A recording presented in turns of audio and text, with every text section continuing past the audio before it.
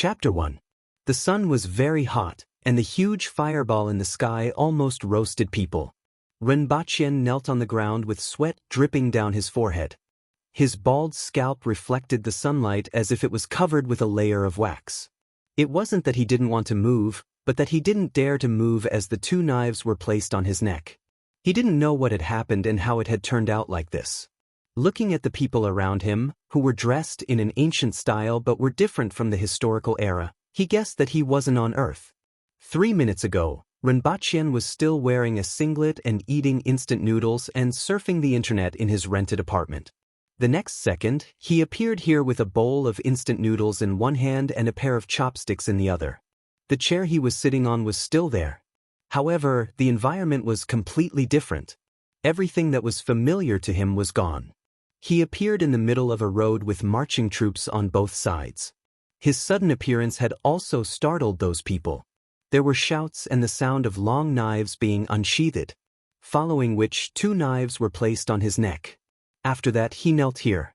The bowl of instant noodles was half a meter away on the ground. It was mixed with the soil and emitted a tempting aroma. He didn't have the thought of a man having gold under his knees. Or perhaps it should be said that the burly soldiers around him, as well as the shining weapons in their hands, as well as the austere atmosphere of the army, made his mind almost go blank. He seemed to be in the marching troops. When he landed, he happened to be in the marching troops. "Who are you?" A 2-meter-tall man in armor stood in front of him. His small eyes were filled with coldness. Renbachien suspected that if he said anything wrong, the other party would chop him up with a knife. Renbachien. Renbachien didn't know what to say. Right now, her mind was in a daze, and she subconsciously said the name. "Why are you here?" "I don't know either," Renbachien said with a sad face. If crying could change his current situation, he would really cry in front of the other party. Renbachien was scared out of his wits when he heard this word. At the same time, he felt that the 2 knives on his neck had left their original positions and that his head would fall to the ground in the next second. He quickly roared, "Stop!" Renbachien had never thought that he could make such a loud noise.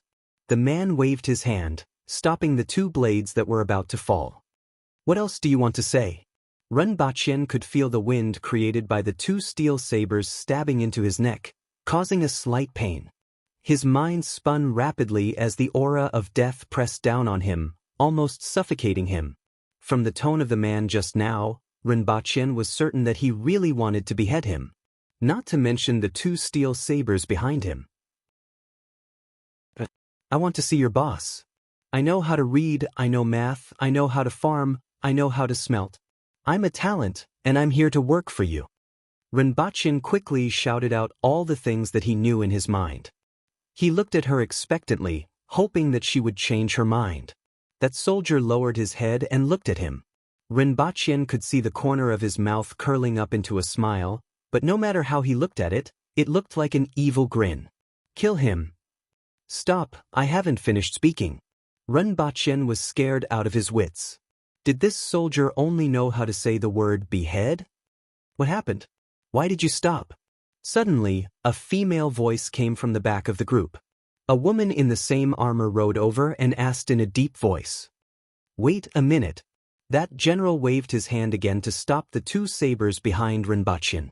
He turned to the back of the group, cupped his fists, and said, "Reporting to the general, when we were advancing, this person suddenly fell from the sky and into the group.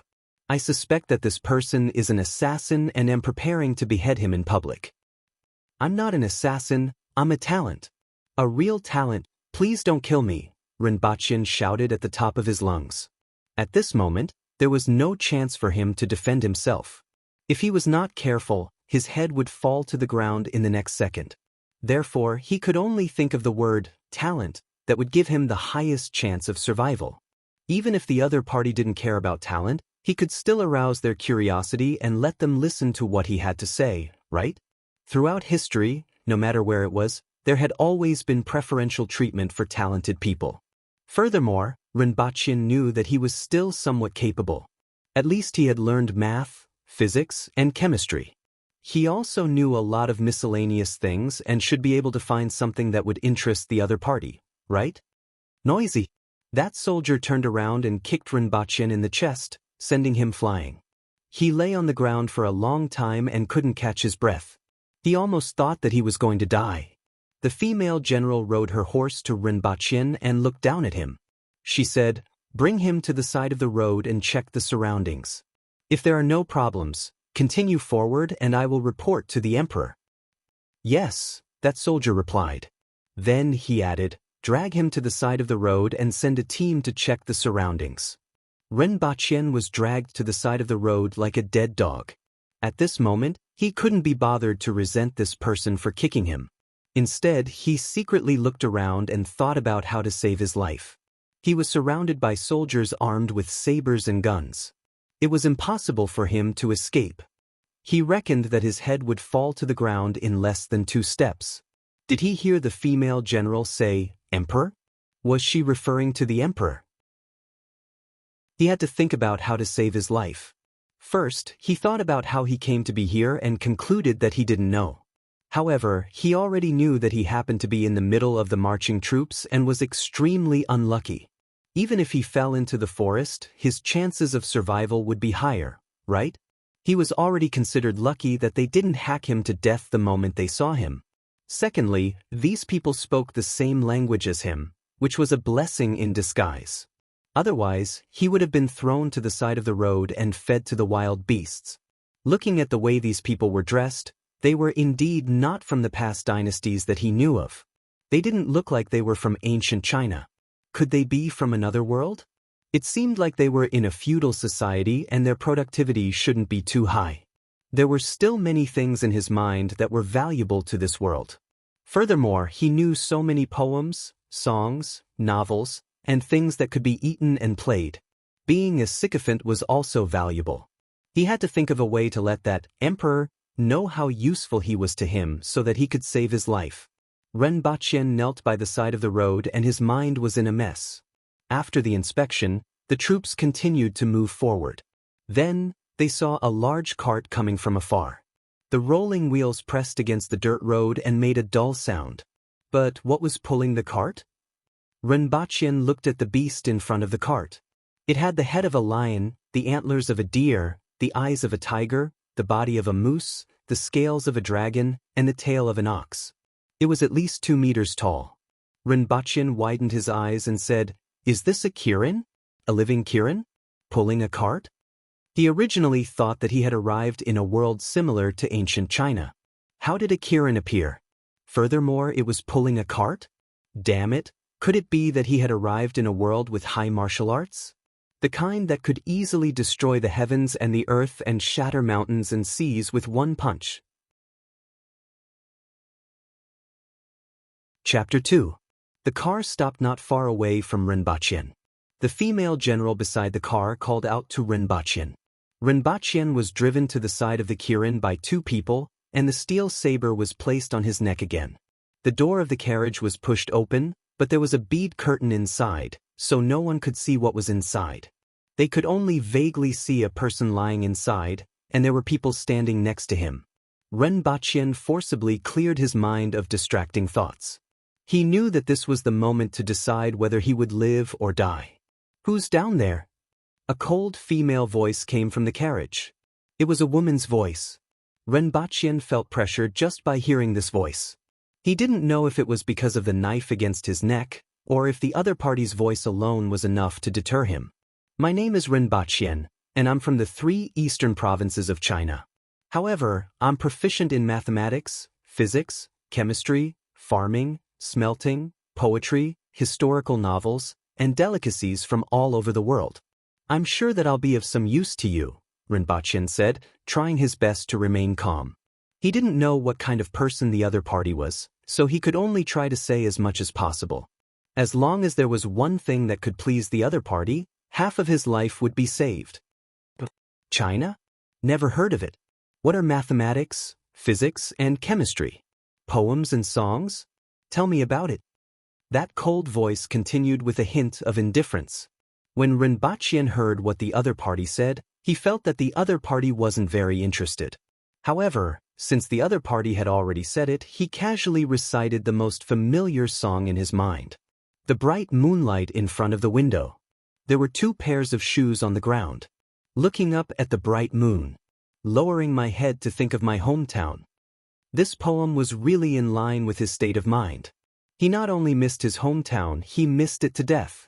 At least when he returned, no one would say, "Kill him," every now and then. However, he did not notice that there was something wrong with the poem that he blurted out. "You've got guts. Take him away and behead him," the cold voice said with a hint of mockery. Renbachien was immediately dumbfounded. Why did they want to chop him again after he had only recited one poem? He finally understood why the soldier in front of him was so easily beheaded. It turned out that they were following the example of their superiors. If the people above were like this, it was no wonder that the people below were like this as well. Barbaric, too barbaric. I also know farming and metallurgy. I know how to design farming equipment to increase production. I also know how to smelt steel and know the pros and cons of various kinds of knives. I can fight against 1,000,000 soldiers alone, Renbachien shouted in a panic. The 2 men behind him had already grabbed his shoulders and were about to drag him out. He knew that if he was dragged away, he would really die here today. "Stop!" That lazy voice stopped the 2 soldiers behind Renbachien from moving. "You know quite a lot." The man's words carried a hint of mockery or something else. "Yes, I read a lot of miscellaneous books." He also knew how to read novels and tell stories to relieve boredom. He also knew how to cook all kinds of delicious food, which was full of exotic flavor. Mahjong, Pai Gao, and Fight the Landlord can help you relieve your boredom.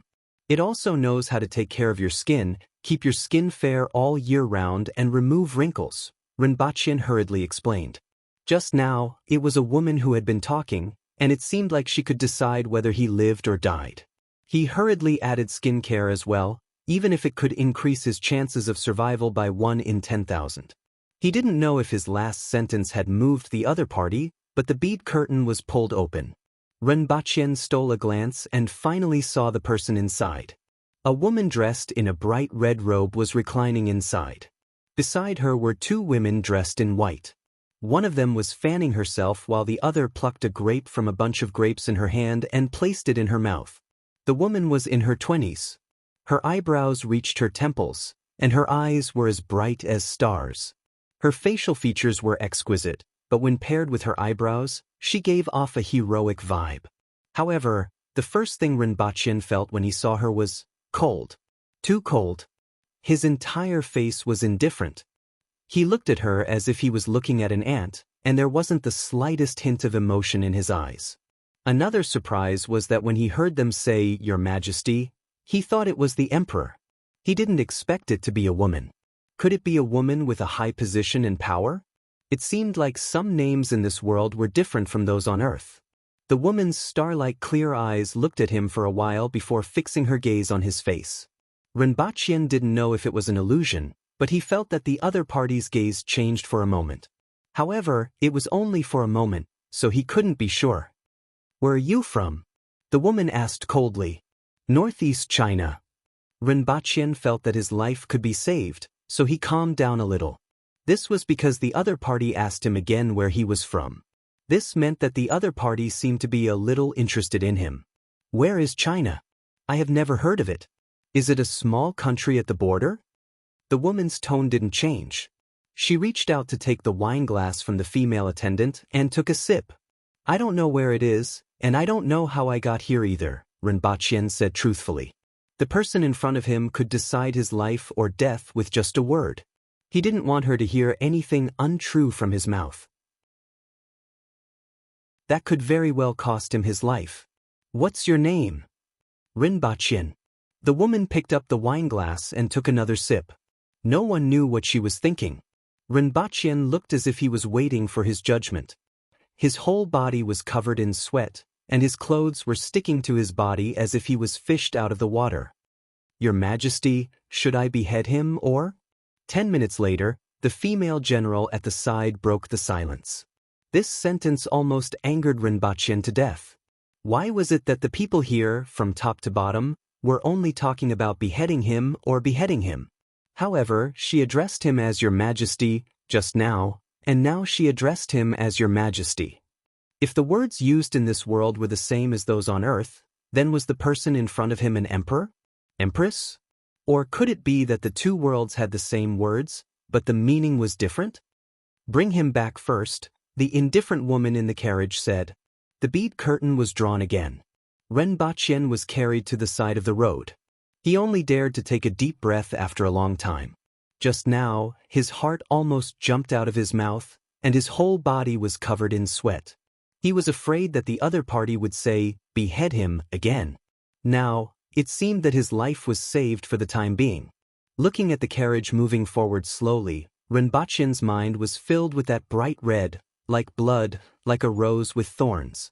After that, Renbachien was in the mood to check out the situation around him. Although the road under his feet was made of dirt, it was wide and flat. In a world without cement, this might be the official road. His surroundings were all plains, and he could see green plants that looked like wheat. When he came here, it was July. It seemed that the weather in this world was similar, and it should be June or July. After walking for half a day, he saw a city. When Renbachien saw it, the only word he could think of was magnificent. The city wall was at least 20 meters tall, which was equivalent to more than 6 stories. It was completely built with huge stones, and it was unknown how much manpower and material resources were used to build it. Both sides of the road were lined with soldiers in bright armor. Outside, there was a dense mass of people. Regardless of whether they were wearing bright clothes or coarse clothes, everyone was kneeling there with their heads lowered, and they didn't even dare to breathe loudly. Inside the city, it was even bigger, and there were shops everywhere. If not for everyone kneeling on the side of the road, it would have been a bustling scene. After walking for 2 hours, they passed through another inner city. Renbachien saw a group of towering and spectacular buildings, or rather, a group of palaces from afar. This must be their destination. Chapter 3. It was very hot outside, but the dungeon was very cold and humid. When Renbachien was dragged in, he saw a few rats running on the ground. There were 2 metal doors on both sides, and he couldn't see what was going on inside. Soon he was thrown into one of the doors. The person who threw him in said to the jailer, "Look after the prisoner that Her Majesty wants. Don't kill him." Hearing this, Renbachien felt goosebumps all over his body. If he didn't say this, would he not be able to get out of here alive? He panicked at the thought of this. With a bang, the metal door was slammed shut. Renbachien was left in this cell with a 20-centimeter tall, 1-meter wide ventilation window. Renbachien collapsed onto a pile of straw on the ground. What he had experienced today was too stimulating for his young heart. After a while, he started to worry about his current situation.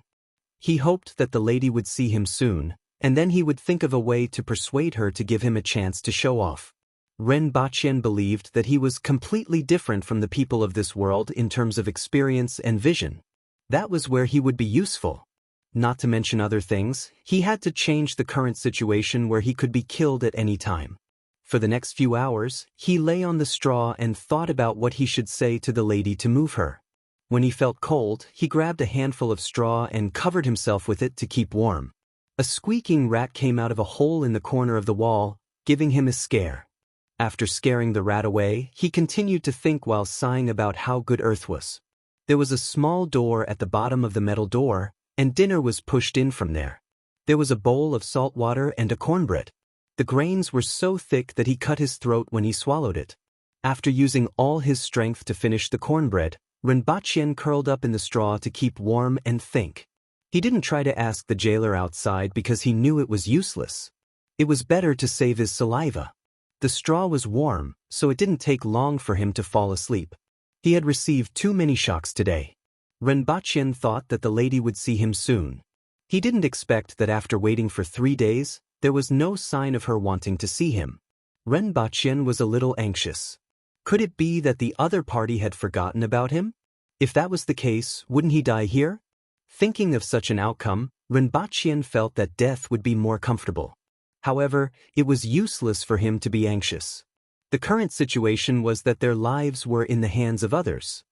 He could only comfort himself as he waited in the cell. Another night passed. Before he opened his eyes, he felt that the light was so bright that he could see through his eyelids. After a few days in prison, he had already gotten used to the light in the cell. So he knew at once that he was not in a cell. Rinpoche opened his eyes abruptly, following which, he was dazzled by the surrounding light and quickly closed his eyes. He had been in the cell for the past few days and was not used to the brightness outside. He touched his lower body with his hand. It was still straw, but it was impossible for the cell to be so bright. His hand touched the surroundings again, and he felt a smooth surface with a small crack. These are floor tiles? Rinpoche suddenly thought of a possibility. He stretched out his hand and felt around. Sure enough, he felt a wooden table leg. It was his computer desk. "I'm back!" Rinpoche was wild with joy and almost shouted. Suppressing the excitement in his heart, Rinpoche slowly opened his eyes again. What he saw was indeed a familiar room. The walls were yellowed from the smoke, the computer desk, the computer, and the messy bed. Everything was so familiar. And he was lying on a pile of straw in front of the computer desk. I'm back alive." Rinpoche jumped up from the ground. First, he was almost beheaded.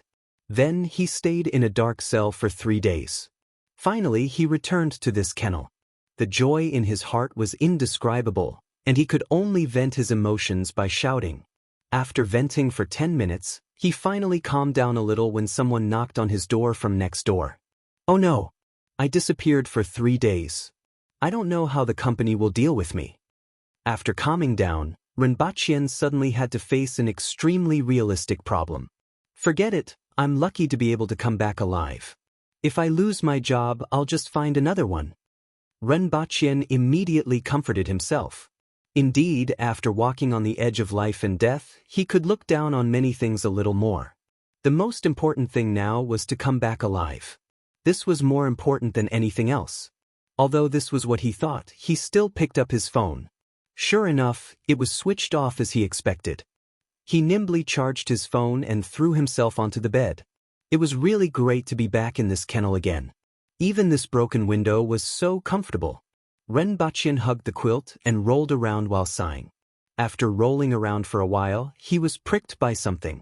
At this moment, he realized that there was still a lot of straw stuck on his body. "This is the straw from another world. I wonder if it will carry germs or something." Rinpoche mumbled as he took off his clothes and threw them to the side. He walked to the mirror and saw his haggard face. His short hair was also stained with a lot of straw. Dong, dong, dong. A series of knocks sounded on the door. Rinpoche quickly put on his underpants and opened the door. It was a middle-aged man outside. "You're finally back. I've been looking for you for 2 days, and your phone is switched off. What do you want?" "If you didn't come back, I would have thrown your things outside," the middle-aged man said unhappily. "Isn't there still 1 more week? What's the hurry?" Rinpoche was still immersed in the joy of escaping death. "Are you too stupid? It's already been 2 days, the middle-aged man suddenly said. Rinpoche suddenly realized a problem and asked cautiously, "What's the date today?" "It's the 17th. The rent is due on the 15th. Rinpoche lowered his head and calculated. When he went to that world, it was on the 8th.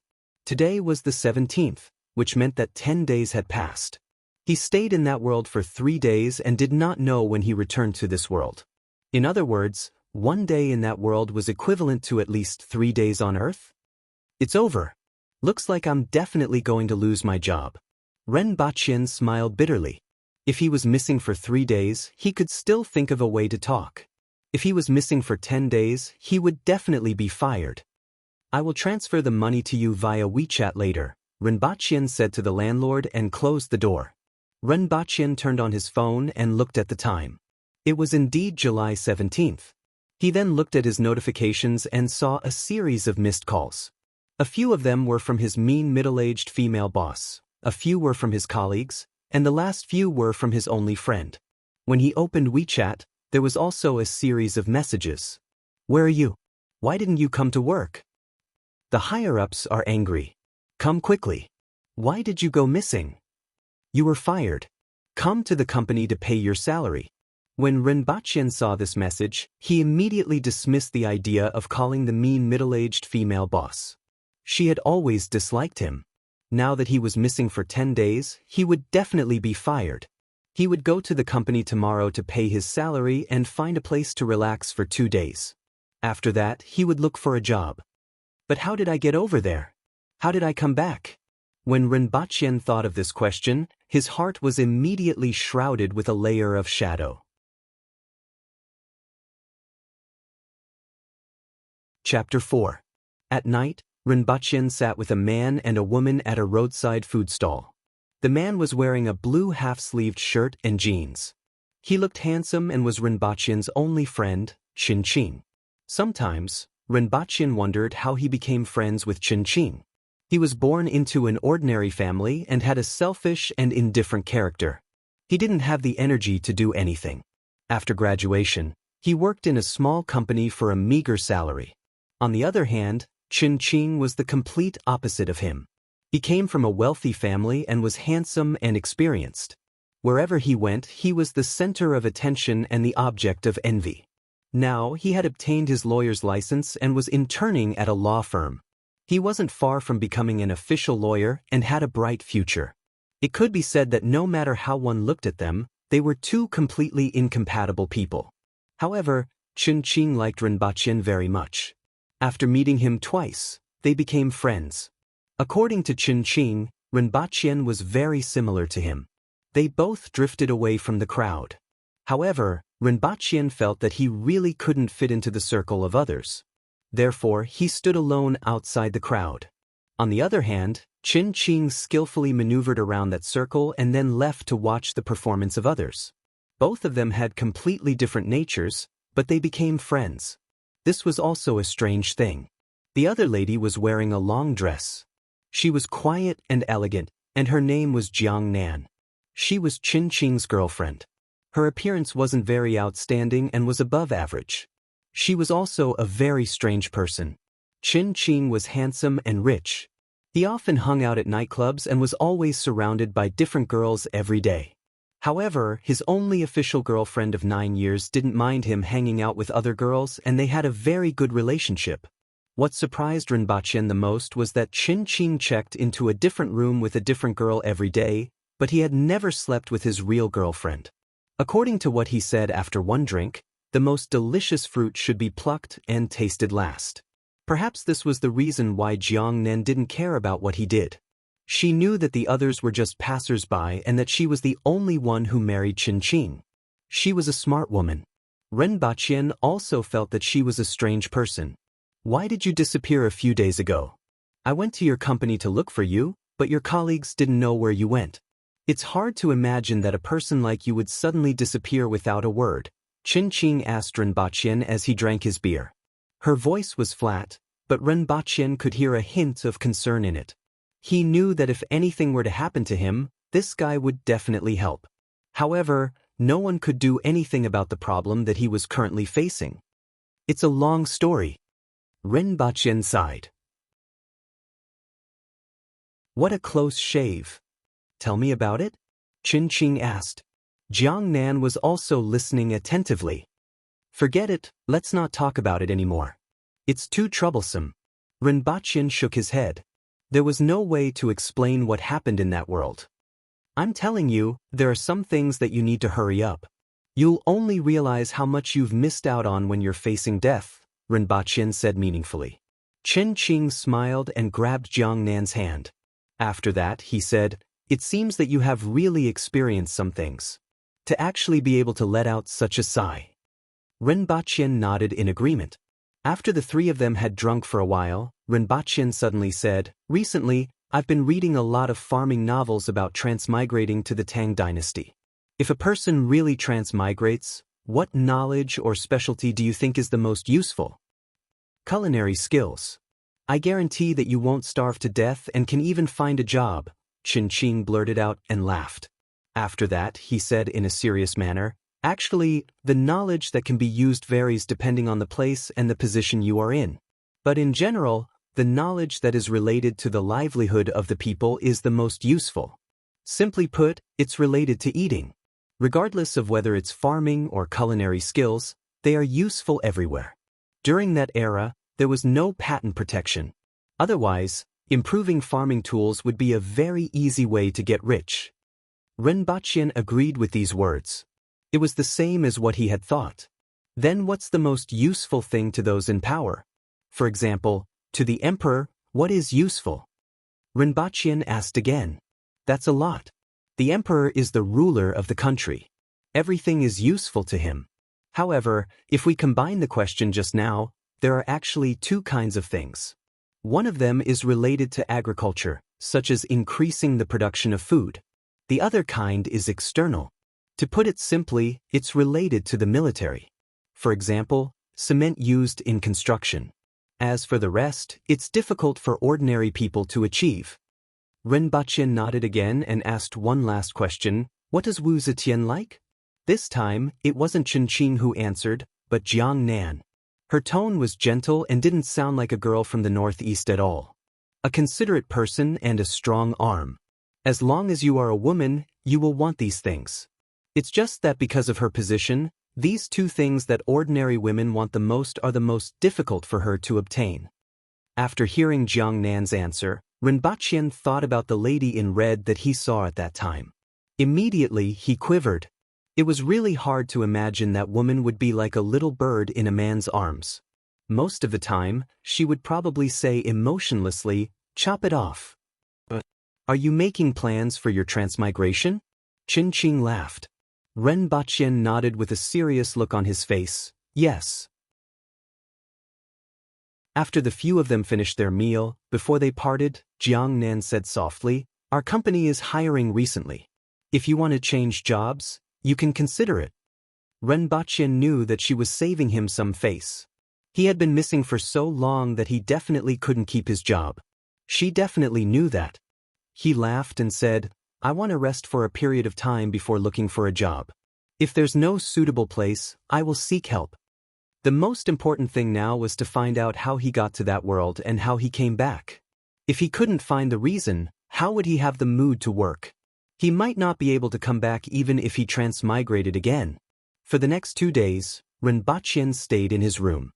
His search for the reason for his transmigration was fruitless. Since he had nothing to do, he went online to look up information on agriculture and blueprints of farming equipment. If he went back to that world again, these things should be of some use. During this period, Rinpoche received an email from Chinqing. After opening it, there was a long form. It was a comparison of some common knowledge with the corresponding knowledge from the Tang dynasty. There was also a long list of books. At the end of the email, there was a sentence, "If you really transmigrate, remember to bring these books." Rinpoche laughed halfway through reading. It was obviously a joke to anyone, but Chinqing was actually so serious. After keeping the list of books, Rinpoche prepared to buy a few books that he was interested in the next day. However, in his sleep, he woke up from the cold. While he was still in a daze, he felt that something was wrong with his surroundings. Rinpoche was still lying on a mattress, but at this moment he felt very cold. In this season, it was good enough to be slightly cooler at night. It couldn't be cold at all. When he opened his eyes, his surroundings were pitch black. He reached out to touch the mattress and the surrounding. He couldn't feel the edge of the bed, but instead he felt a rough and uneven stone. Is this a prison cell? Rinpoche was at a loss. After searching carefully, he found the ventilation window that was 20 centimeters tall and 1 meter wide. There was a faint light coming from outside. He had returned to this world again.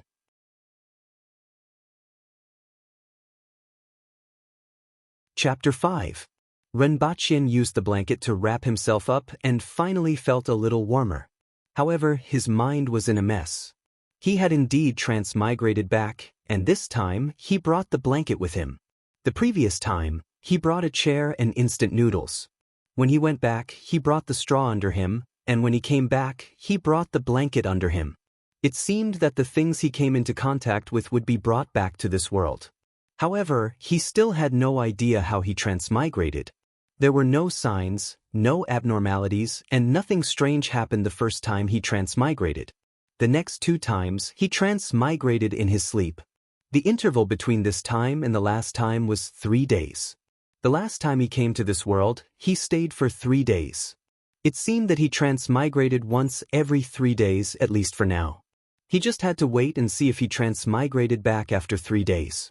The last time he stayed here for 3 days, 9 days had passed on Earth. In that case, if he went back for 3 days, only 1 day had passed here? As Rinpoche thought about it, he crawled out of the blanket and groped in the direction of the door. Sure enough, he found a hard cornbread and a bowl of weird-smelling salt water. It seemed that no one had noticed him disappearing for a day. He threw the cornbread to the corner, poured the salt water away, and put the bowl back in its original position. Rinpoche felt a chill all over his body as he crawled back into the blanket. Just as he crawled back into the blanket, Rinpoche suddenly thought of a very important question. The last time he came here, he was wearing shorts and a singlet. This time, because he was sleeping, he was only wearing underwear. If that woman summoned him, the scene was too beautiful and he didn't dare to think about it. Also, how could he explain the blanket here? Why did a blanket appear out of thin air? This couldn't be explained either. Rinpoche felt a headache when he thought about this. He had been hoping that the woman would summon him quickly, but now he was praying that she wouldn't summon him within 3 days. He had to go back and change into his shorts and singlet. The world wasn't always as one wished. Rinpoche finally believed this saying. The more you wanted something, the more it wouldn't come. When you didn't want it, it just had to come. Rinpoche was awakened by the sound of the metal door being pushed open. 2 people came in. They were dressed in bright armor and had long swords at their waists, similar to the one he saw the other day. As soon as they entered the prison, they saw Rinpoche wrapped in a mattress. Behind them, there was a prison guard standing at the door. When he saw the situation in the cell, his eyes widened. There was clearly only one person who came in, so where did the bedding come from? Follow us. One of the soldiers stood in front of Rinpoche and looked down at him. Can I walk with this wrapped around me? Rinpoche put on a big smile and was as awkward as one could imagine. Cut the crap, another soldier reprimanded, grabbed Rinpoche's arm, and lifted him up. Then she looked at Rinpoche, who was only wearing underwear, and the corners of her mouth twitched. It wasn't his first time interrogating prisoners in prison, but he had never seen anyone sleeping naked. Where are my clothes? Put it on. Clothes? They're gone. Rinpoche was at a loss for words. Both of them had seen this person when they caught him. He was clearly wearing clothes, so why was there only a piece of cloth in his crotch now? Both of them immediately looked at the jailer behind them. Being stared at by both of them, the jailer was almost scared to death. He quickly said, "It has nothing to do with us. The door behind this person's cell has never been opened. I also don't know how his clothes are gone." In order to prove what he said, he quickly said, "Even this mattress was not there when he came in. I don't know how it has appeared now." The 2 soldiers looked at each other with doubt in their eyes. It seemed that the jailer wasn't lying and he didn't dare to do so. So what was the situation now? The jailer continued, "Look at him. Which part of him looks like he has been in prison for a few days? There is not a speck of dust on him. He looks like he just crawled out of bed. There is something wrong with this person, but it has nothing to do with us." "Take him away first," one of the soldiers said. Then, another soldier grabbed Rinpoche's arm and pushed him toward the door. "Let's go. If we are too slow, you will suffer. Can I put the mattress around me?" Rinpoche was still trying his best. What awaited him was a kick on his buttocks and a pitch-black footprint. The 2 soldiers carried him and the mattress outside, and there were 2 more waiting outside. Rinpoche thought to himself that he wouldn't be able to escape even if there was only 1, let alone 4. They were overestimating themselves. After leaving the courtyard, they turned a corner and arrived at the bustling street. Rinpoche was escorted to the street by a few people with only his underpants on. What greeted him was gazes from all directions, followed by roars of laughter. "Look, this person came out wearing only his underpants. Did you catch him from a brothel? Look at his bulging underpants. This guy must be in big trouble. This person is quite fair. One look and I can tell that he isn't from an ordinary family. This person guessed wrong. Most children from ordinary families on Earth were like this. Rinpoche's face turned red and his head was almost squeezed between his legs. However, the four soldiers had no intention of letting him cover his embarrassment. They just escorted him forward. "Brother, my illustrious reputation has been completely ruined." Rinpoche cried miserably. Does this count as running around naked? Furthermore, it was under the watchful eyes of so many people. The only thing that comforted him was that he still had a pair of underpants on. Another thing that made him feel better was that he still had some capital. If he didn't have enough capital, he wouldn't have the face to see anyone. Rinpoche showed off his 2 kilograms of flesh and wore underpants. Along the way, he arrived at his destination amidst the gazes and pointing fingers of the commoners. It was the palace that he saw when he entered the city that day. At first, Rinpoche felt very awkward. Later on, he decided to throw caution to the wind and let them say whatever they wanted. At the end of the street was an open space. Behind it was a stone bridge and an inner river. After that, there was a palace wall. The buildings that could be seen from afar were all blocked inside. Just the palace wall alone was about 10 meters high. Those palaces were much taller than the palace wall and could be seen from afar. This was enough to show the grandeur of the buildings inside. Rinpoche was brought in through a side door. Initially, he thought that he would see that lady immediately. Unexpectedly, he was brought to the side of a plaza. 2 people stayed behind to guard him while the other 2 went inside. Rinpoche didn't know if it was an illusion, but he felt that the sun here was bigger and hotter than on Earth. Looking at the sun, it should be morning. After standing for a while, he felt dizzy.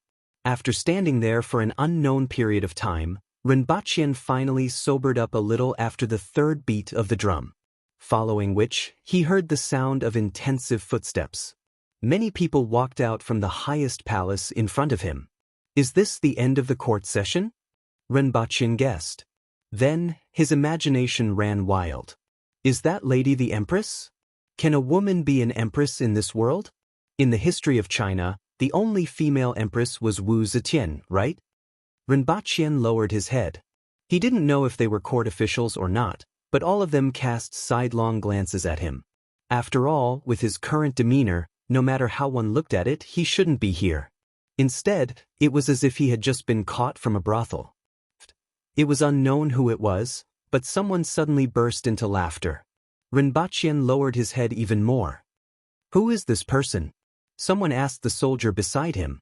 He is the criminal that the empress wants to see today. Following which, the sound of footsteps getting further and further away could be heard. Until these people left, Rinpoche finally heaved a sigh of relief. Standing here with only his underpants and letting people watch him was a challenge to his sense of shame. The 2 soldiers who had just left hurriedly came over and said, "The empress wants to see him. Let's go." Rinpoche was escorted along a path at the edge of the plaza. After a few turns, they arrived at a relatively small palace and continued to wait in front of the door.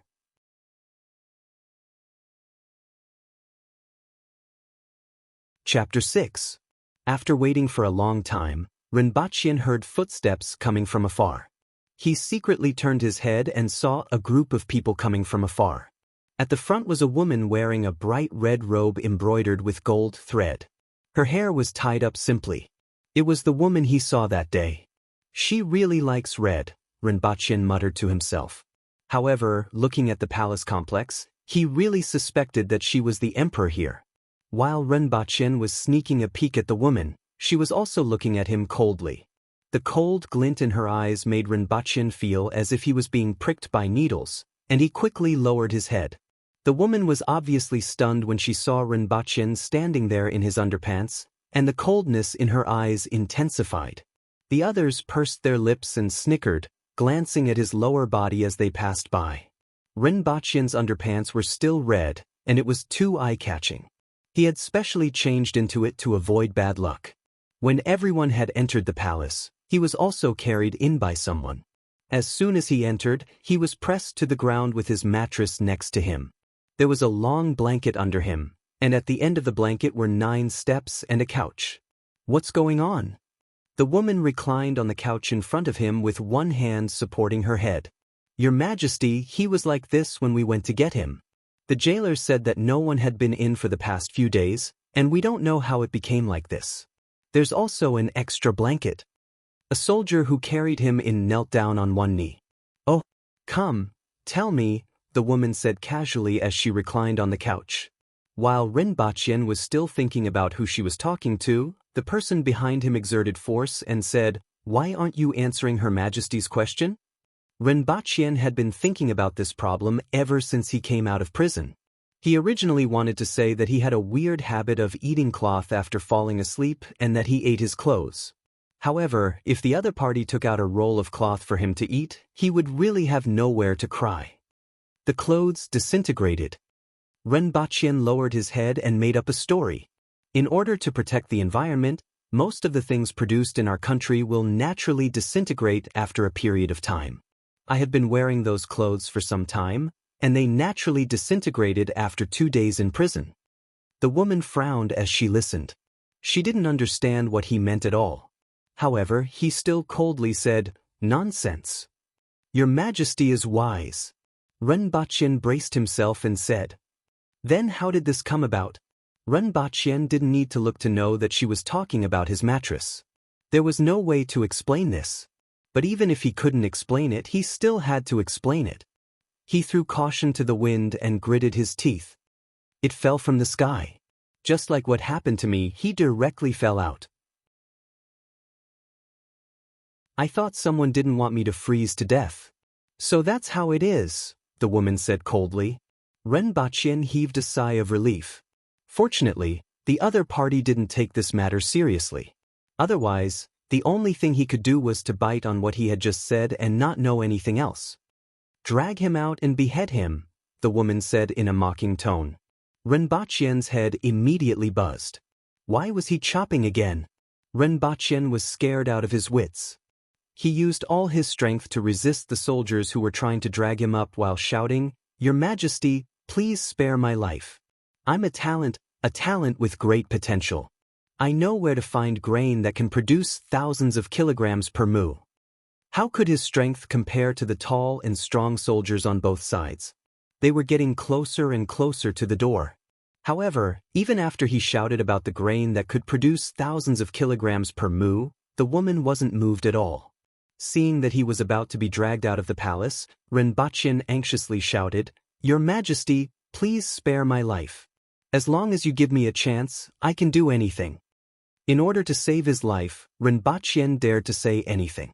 "Oh," the woman said softly, "bring him back." Rinpoche was dragged back into the palace again. He was completely drenched from head to toe. How many days had it been? Apart from being in prison, he was prepared to be chopped. He had walked several rounds of life and death situations. Rinpoche felt that he was definitely the most miserable transmigrator. "You said you want a chance?" the woman said coldly. "Yes, Your Majesty, please give me a chance. I can do anything." Rinpoche panted heavily. He was really scared to death just now. "Then I will give you a chance. If you do well, you will live. If you don't do well, you know what will happen," the woman said coldly. Rinpoche roared crazily in his heart, "I know, of course I know. I will definitely be chopped, and chopped again. Can't you change to something else?" However, on the surface, he still looked docile and said, "I will definitely do my best to handle this matter properly." The woman called out softly, "Here!" The female general that Rinpoche had seen before stood in front of the stairs and knelt on one knee. "Bring him to the beast park. The new kid can't eat or sleep well. I don't know what's wrong with him. Let him take a look. If he can do it well, spare his life. If he can't do it well, behead him." The female general acknowledged the order and stood up. She said to the 2 people behind Rinpoche, "Bring him and follow me." On the way, Rinpoche was thinking about what he said just now. Beast Park? The new kid? It seemed like they were going to see the animals. Rinpoche didn't mention that he knew about the veterinary profession. Let's go and take a look first. If we can't do it, we can delay it for 2 or 3 days. When we return, we can ask the veterinarian and bring the medicine back. There should be a solution, right? The palace just now was located in a slightly remote location. After leaving the palace, they walked further and further away. After passing through a forest, they finally arrived at the so-called Beast Park. A supervisor immediately came forward to greet them. After asking them some questions, he brought them in. The so-called Beast Park was actually a zoo. However, the environment for the animals here was slightly better.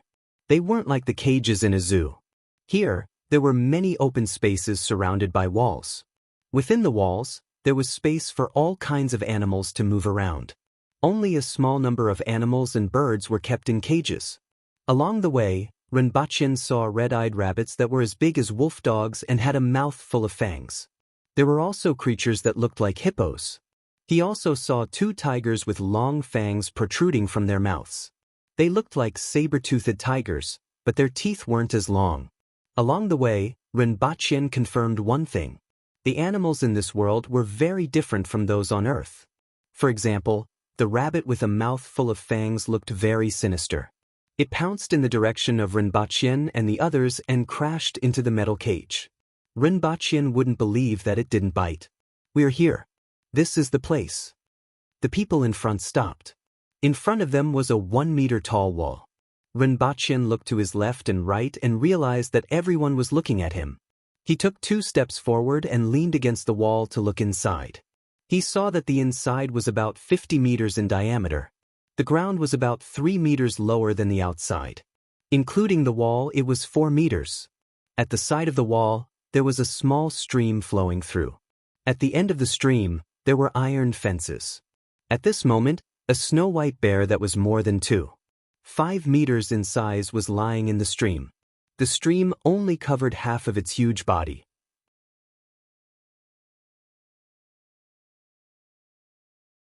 Chapter 7. Tell him the specific situation, the female general said to the person in charge of the Beast Park. Yes. The person nodded his head and looked at Rinpoche. Rinpoche could clearly see the strange look in his eyes. Rinpoche was already immune to this kind of look. He was more concerned about what happened to this white bear. This was related to whether his head could stay where it should be. This bear was sent by Xia Nation. Its lifespan is similar to a human's, about 50 to 60 years.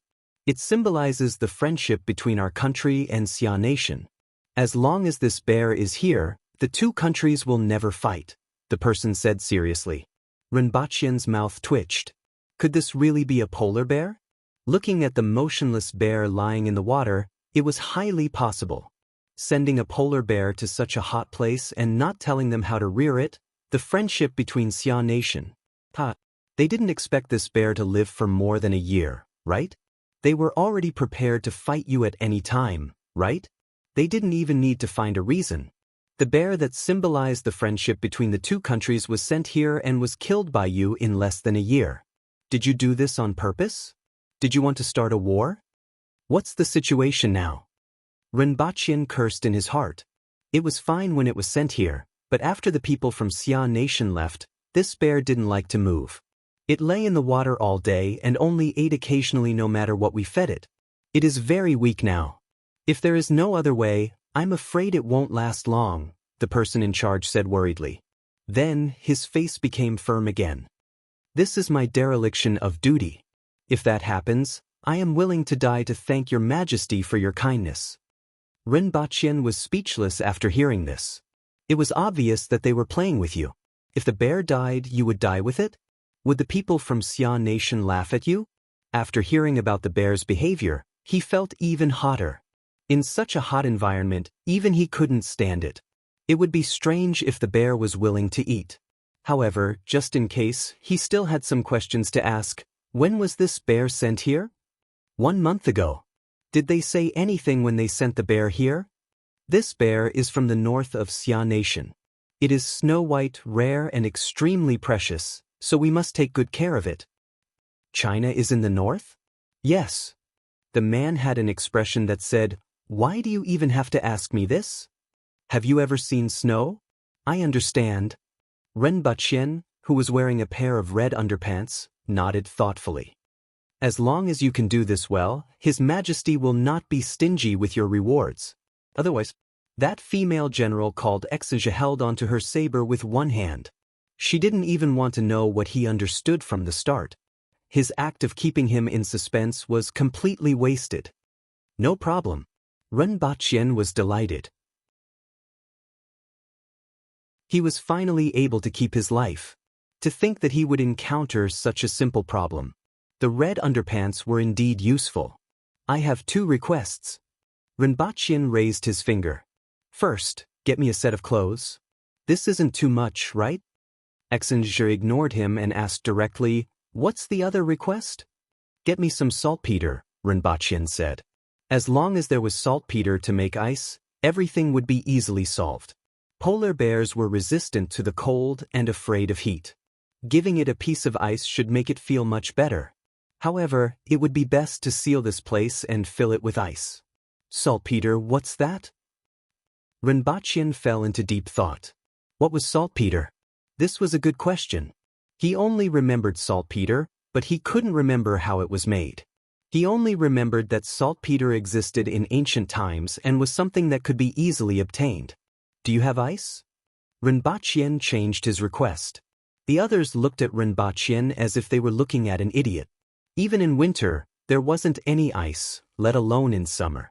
Like snow, ice was something that could only be found in Huaxia. Get me a set of clothes first. Give me 5 days and I will definitely be able to solve this problem, Ren Baqin said helplessly.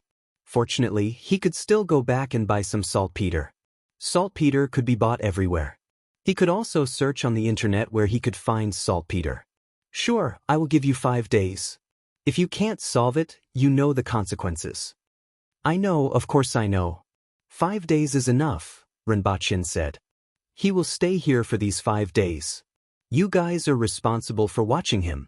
If anything goes wrong, Exige said to the other 2 soldiers. Yes, I understand. If anything goes wrong, I will bring my head to see you. The 2 of them stood perfectly straight and said in unison. Get him a set of clothes. I will report to Her Majesty. Exige instructed the 2 soldiers and left immediately without looking at Ren Baqin. Ren Baqin was afraid that something would go wrong. He stared at the white bear to see if there were any other problems. When he returned, he would search on the internet or ask a veterinarian. After all, this was a matter of life and death and he couldn't afford to be careless. Not long after, the supervisor brought an old set of clothes over. It was made of coarse cloth and chafed the skin when worn. However, it was better than wearing trousers. What's wrong with it? The supervisor asked. He wanted to hear what Ren Baqin had to say after he said that he would definitely be able to solve it. It's hot, Ren Baqin said. Hot? The supervisor was stunned.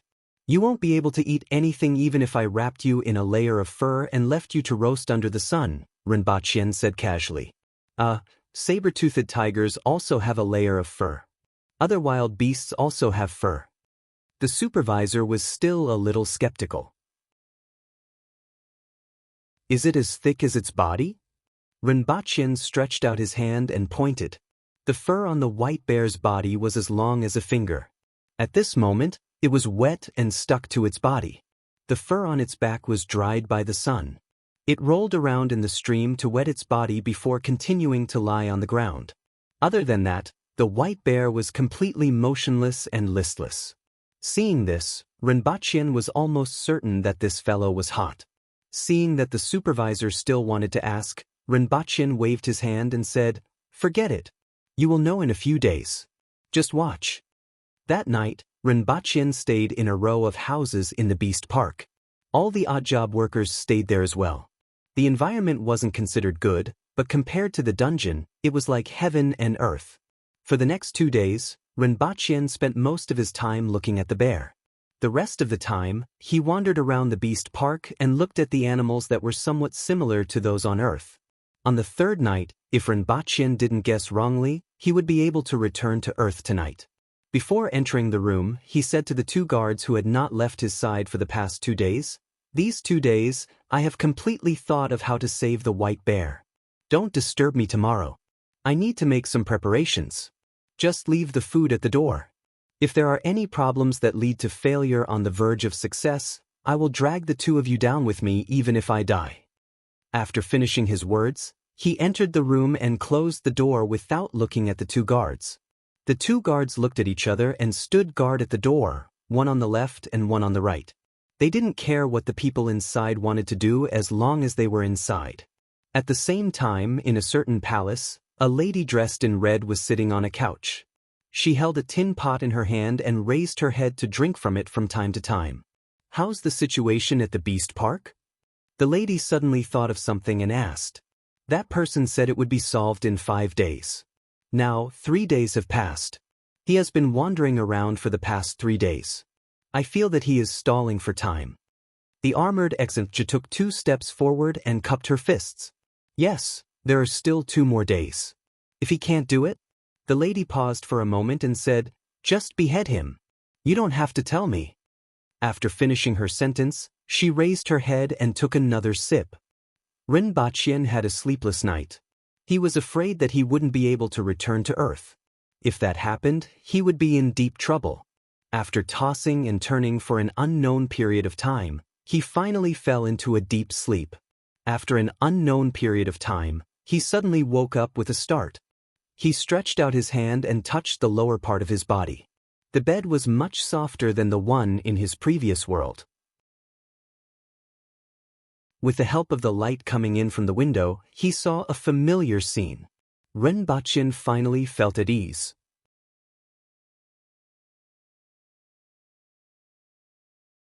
Chapter 8. When he reached home, Rinpoche couldn't sleep anymore. He turned on his computer and started to search for information on saltpeter. In the morning, Rinpoche stretched his body. Tonight, besides looking up information on saltpeter, he also looked up a lot of information on polar bears. Saltpeter was also known as potassium nitrate. When it was dissolved in water, it would absorb a lot of heat and thus could turn water into ice. There were many sources of saltpeter. Other than saltpeter mines, it could also be found in the corners of the houses in the countryside and in the fields near the pigsty. As long as this substance existed in that world, Rinpoche guessed that he would be able to find it near the Beast Park. However, just in case, Rinpoche decided to buy some to avoid not being able to find saltpeter in the future.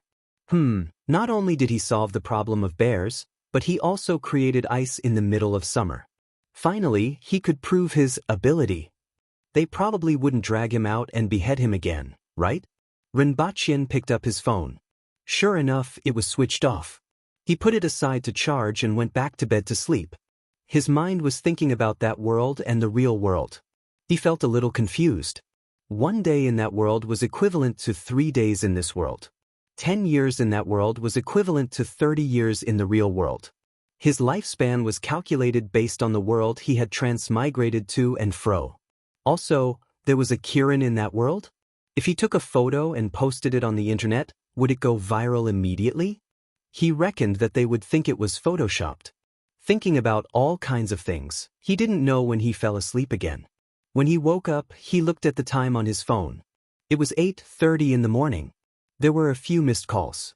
2 of them were from Chin Ching and 1 was from his former colleague. Rinpoche grinned. He had been there for a year and was acquainted with everyone. He reckoned that this colleague had called him to pack up his things. To others, it seemed pretty miserable to be in such a state, but Rinpoche was already used to it. After taking a bath and changing his clothes, Rinpoche went to his previous company to settle his salary and collect his things. The company was located in a commercial building about half an hour's drive from where he lived. When Rinpoche entered, many people saw him. However, no one spoke to him as if they did not know him. After he walked past, they looked up and exchanged a few glances with the people beside them. He came to the manager's office and knocked on the door.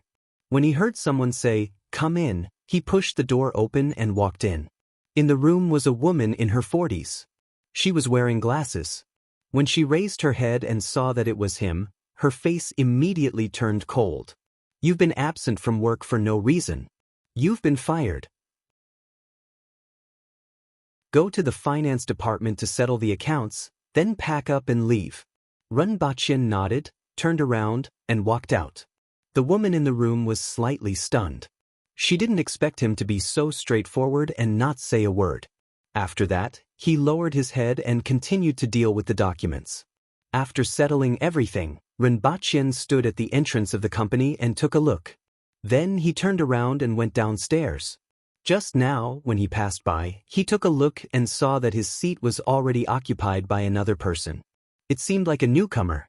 Anyway, he didn't really want his things, so they could throw them wherever they wanted. There was no hate-provoking plot. Everyone was an adult, and no one would take the initiative to mock you. To most people, you are less than air. Air is still a necessity, and it doesn't make a difference whether you're there or not. Rinpoche mocked himself as he went downstairs. He found a chemical reagent store and bought 25 kilograms of potassium nitrate. After that, he went to the bookstore and bought a few books about animals. Finally, he went to the veterinary pharmacy to buy some vitamin B, which could treat indigestion. In addition, he saw that the bear was shedding in some places, so this medicine could help. After preparing all these things, he called Qin back. "I've been looking for you for a few days. Do you want to go out to play tonight?" Qin asked after the call was connected. Rinpoche knew what he meant by go out to play. Going to a bar to have some fun. Qin was sunny, handsome, and rich. He had always been popular with girls. It was rare for him to return empty-handed when he went to a bar to have some fun. Most of the girls who went to a bar to have some fun would go with a partner. Rinpoche's appearance was considered delicate and pretty. At least, others didn't dislike him. Moreover, he was with Qin. Most of the time, he would gain something. Rinpoche really wanted to relax. These days, he had been very nervous. Now that he could finally relax, he said, "All right, you choose the place." "All right, I have something on now. I'll hang up first. I'll text you the time and place." At night, Rinpoche waited at the place that Qin mentioned. It was a newly opened bar. A few minutes after Rinpoche arrived, Qin also arrived in his car. "You got a new car?" Rinpoche raised his eyebrows. Qin used to drive a Buick. Now, he had changed to an Audi Q7. "Recently, my dad talked to Jiang Nan's dad, and he sponsored this car." Qin laughed. "Oh, you've met the parents. Congratulations." Rinpoche laughed. He was genuinely happy for Qin. "Therefore, there won't be much time to play in the future. While we still have the chance, let's have some fun." Qin hooked his arm around Rinpoche's neck, and the two of them walked into the bar. "Has the date been set?" Rinpoche asked as they walked in. "The engagement will be on October 1st, Qin replied. "Congratulations, congratulations." After a while, the two of them sat in the bar. Rinpoche's gaze was on the wine glass, and Qin was chatting while looking around for prey. "Those two are not bad." Qin raised his eyebrows. After a while, he said, "Unfortunately, they have male companions. When looking for fun in a bar, one must have good eyesight. Being rejected was a small matter. If things went wrong, one might even get beaten up." Rinpoche had seen such situations many times. While he was looking for prey, others were also looking for prey. Not long after, a waiter brought 2 glasses of wine over. "Sir, it's from table 57. The two of them looked in the direction that the waiter was pointing at. There were 3 women at that table. They were in their early 20s and had good looks. One of them raised her glass and gestured to the 2 of them. Qin also raised his glass. After the waiter left, the 2 of them took their glasses and moved to that table. They introduced themselves to each other. The 3 girls were all locals and were high school classmates. They were currently studying in another city. Now that it was summer vacation, they had all returned. Qin was very good at talking. Not long after, he became very friendly with the 3 of them. Rinpoche listened at the side and would occasionally interrupt to ridicule them. If nothing went wrong, they would have a good night tonight. However, something unexpected happened. While they were chatting, 2 groups of people nearby started cursing at each other. This kind of thing happened frequently, so no one paid much attention to it. However, in less than half a minute, they heard someone cursing and started fighting. There were about 5 to 6 men on both sides. After the fight, the tables and chairs were overturned. Rinpoche's table was affected as well. He wanted to move back to avoid being accidentally injured. At this moment, one of the men bumped into Ren Baqing and Chen Qing. Seeing that he was about to crash into Ren Baqing, Chen Qing supported him and gave him a gentle push. They are in cahoots. Beat them up. The men on the other side suddenly shouted and smashed the wine bottles at Ren Baqing and the others. *CK. Ren Baqing didn't know what to say about such an undeserved disaster. It's a misunderstanding. We don't know them.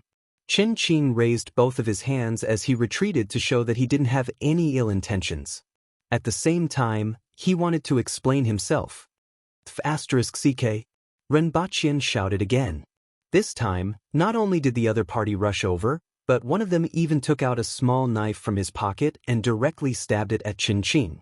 Ren Baqing subconsciously stood in front of Chen Qing and tried to grab the other party's wrist that was holding the knife. He cherished this only friend of his. However, Ren Baqing overestimated his speed. The other party's knife stabbed into his stomach before he could react. Ren Baqing held his stomach and wanted to curse, but the pain in his stomach made him unable to say a word. Murder! Murder! Someone at the side shouted. When the two groups of people saw this situation, they immediately ran away. When Ren Baqing woke up, he was already in the hospital with Chen Qing by his side. His stomach was in pain, but he could still speak. Are you awake? Are you thirsty? Chen Qing got up and asked with concern when he saw that Ren Baqing had woken up. How long has it been? Ren Baqing wanted to know how long he had slept. More than 20 hours. The main thing is that I was given anesthetics. The doctor said that it's not a big deal and that I just need to nurse my injuries. This time, it's all thanks to you. There's something wrong with those people. Ren Baqing thought about the scene in the bar and felt that something was wrong. The other party wasn't blind. He had already raised his hand and said that it was a misunderstanding, but they still rushed forward and stabbed him with a knife? There were also a few other people. Before he passed out, he saw them running away. If there was nothing wrong with them, why did they run away? It was obvious that these people were after Chen Qing and Ren Baqing. Ren Baqing didn't usually offend anyone, so their target was obvious. It was definitely Chen Qing. I have implicated you this time. I'm sorry. Fortunately, you are fine. Otherwise, I wouldn't know what to do, Chen Qing said as he pulled Ren Baqing's hand. Don't make such a disgusting look. Ren Baqing had a look of disdain. At that time, I was hot-headed and rushed forward. If not for the alcohol, I would have run as fast as I could. Ren Baqing didn't want to say what he originally wanted to say. As long as Chen Qing knew what was going on, it was good that he would handle this matter well. Chen Qing's father's business wasn't small and he was quite influential in this city. It was impossible for him to watch his son in danger without doing anything. True feelings are revealed after drinking. Chen Qing laughed. When can I be discharged? Ren Baqing asked. The doctor said that you have to be observed for a few more days. You don't have much to do recently, so just stay here and recuperate. No, I have to be discharged tomorrow, Ren Baqing said. He transmigrated once every 3 days, and it had already been 40 hours since then. I have to be discharged tomorrow during the day. Otherwise, I would be scared to death if I suddenly disappeared from the bed. Your wound is still bleeding. If you move around, it will rupture, Chen Qing advised. Get me discharged during the day and use a wheelchair to push me back, Ren Baqing stubbornly said. All right, I will ask the doctor. Oh yes, Jiang Nen came over and went back to work after seeing that you didn't wake up. She gave you flowers. Chen Qing waved a bouquet of flowers at Ren Baqing.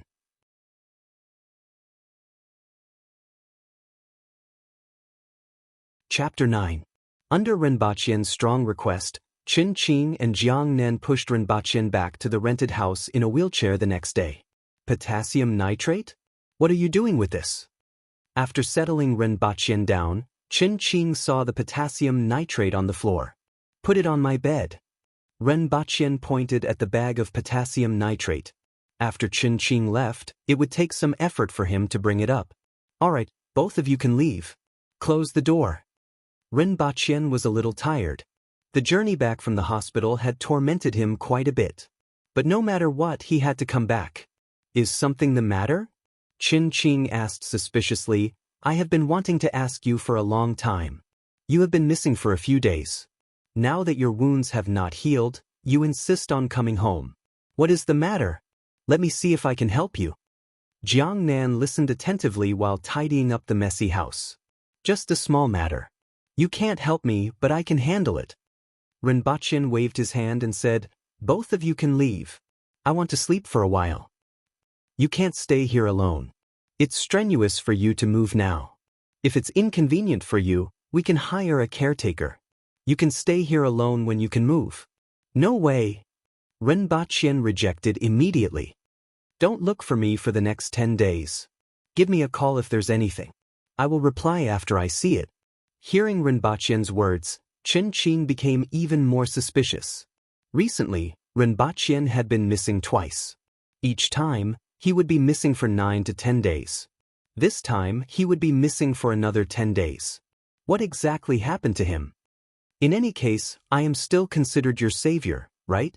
I also saved your future husband, lest you become a widow before you even get married. Rinpoche said to the two of them. If you want to thank me, let me stay here alone.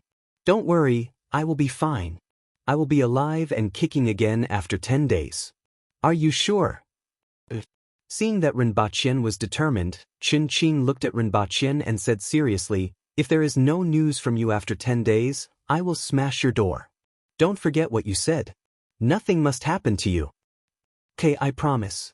Rinpoche nodded and smiled. I will leave food at your door these few days. He will come even if I don't come. Open the door if you're hungry, Jiangnan said. You don't have to go through so much trouble. Now, everyone is delivering food. Are you afraid that I will starve to death? Rinpoche laughed. But Jiangnan insisted. Rinpoche was a stubborn person, so was Chen Qing. In certain aspects, Jiangnan was the same. Rinpoche could only nod his head and say, up to you. Actually, I have a set of martial arts passed down in my family. Within 10 days, I can enter the state of turtle breath, which can speed up the healing of wounds.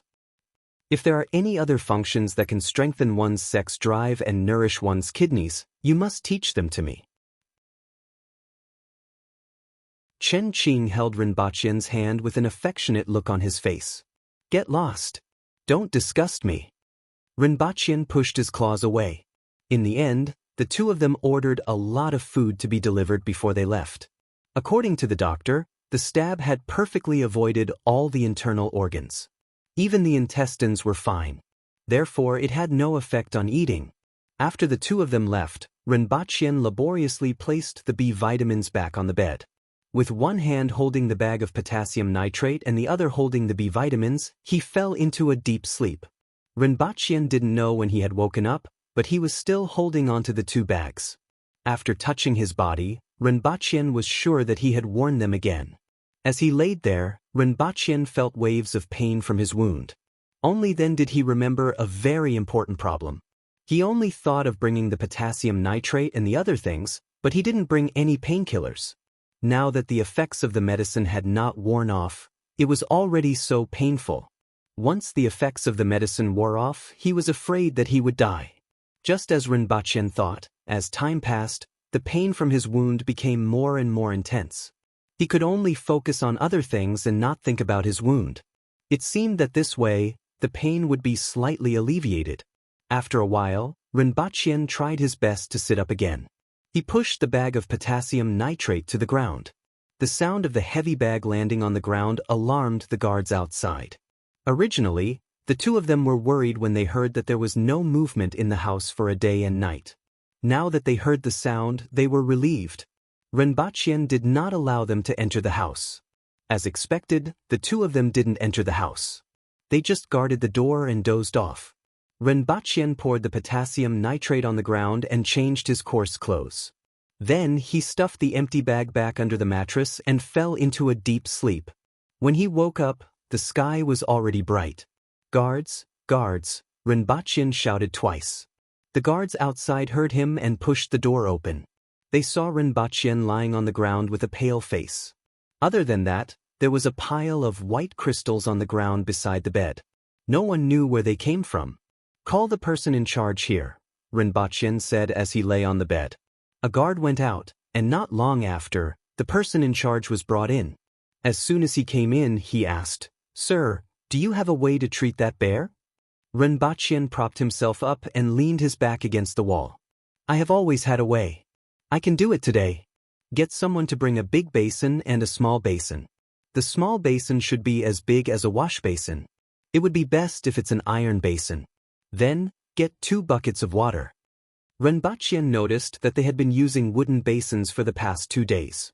That conducted heat too slowly, so he specially instructed them. Okay. The person in charge swiftly carried out the task. This bear was related to his family's life, so he had to take it seriously. Not long after, a big basin and a small basin were brought in. Behind them, there were even odd job workers carrying water. What do we do now? Fill the small basin with half of the water. Grab some white powder and pour it into the big basin. Then put the small basin in as well. Finally, pour the water into the big basin. Renbachien sat on the bed and instructed them to get busy. They didn't understand how this was related to treating the bear, but they did as he instructed. In any case, they would see the results very soon. Most importantly, they were curious about what the white powder that suddenly appeared on the ground was. After pouring the water into the big basin, they could immediately see some ice shards on the surface of the water. A few people noticed this and touched it with their hands. Immediately, they gasped in shock. The water was actually so cold. Add some more white powder. Renbachien instructed them to continue. Soon, the water began to freeze. After a period of time, the water in the small basin in the middle had completely turned into ice. When they saw such a magical scene, they were shocked. At this moment, they had already forgotten about the bear. All they could think about was what was in the basin. It's ice. There's ice inside. Renbachien smiled when he saw that the water in the basin had completely frozen. So this is ice. Amazing, this is too amazing. The few of them touched here and there in amazement. They used their fingers to poke the surface of the ice and exclaimed in admiration. This bunch of fellows have never seen ice before. They are really summer bugs. Renbachien looked at them and thought helplessly. After a long time, when the novelty had worn off, they thought of the important matter and asked, "What now? What should we do?" "Pour out the ice and continue to make ice like this," Renbachien instructed. It took some effort to pour out the ice from the small basin and then put the small basin back in. One of the guards held a piece of ice and said, "This divine object should be given to Her Majesty." Renbachien saw that the guard's hands were frozen red, but he still had a righteous look on his face. He couldn't help but say, "Can you at least wrap it with something? Are you going to bring it over just like that? It will melt before it reaches the place." That guard finally understood. He cupped his fists at Renbachien and said, "Thank you very much. If you don't die today, I will treat you to a drink." After that guard left with the wrapped ice, Renbachien instructed the others to continue working. After the ice in the big basin melted, they continued to add potassium nitrate. Not long after, the whole room started to turn cold. Renbachien wrapped himself in a blanket and looked at the dozens of pieces of ice. He then said, "Send the ice to the bear and place it near the water. Don't put it in the water. That fellow will like it."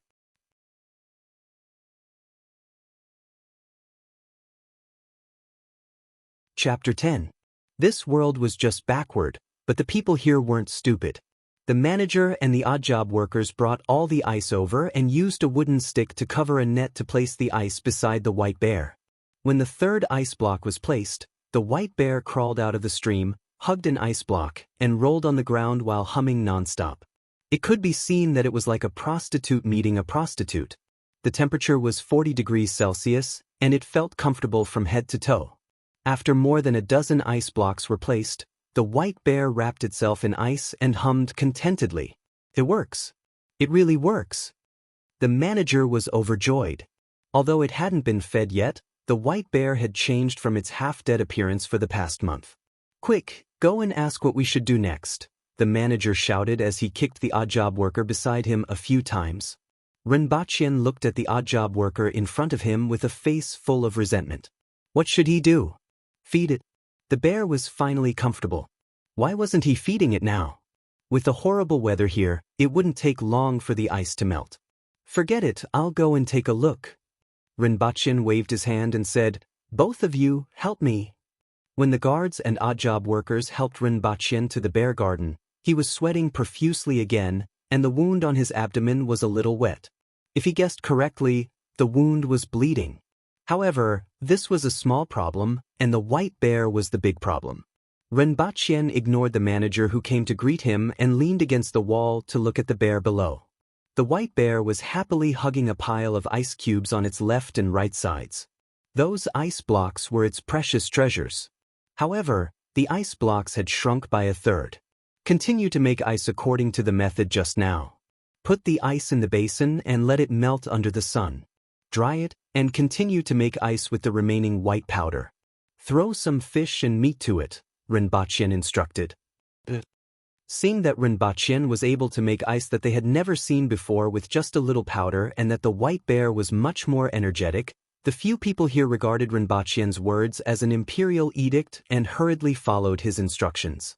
In a large hall, a woman wearing a red robe with rusty patterns on it and a golden crown on her head was playing with a sparkling and translucent piece of ice in her hand. A cool sensation spread from her fingers to her heart. Below, dozens of people in armor and robes stood on both sides and whispered to each other. Their gazes were focused on a basin-shaped ice block in the middle of the hall. Was this done by that person? The woman asked with interest. Yes, I saw him turn the water into this ice with my own eyes.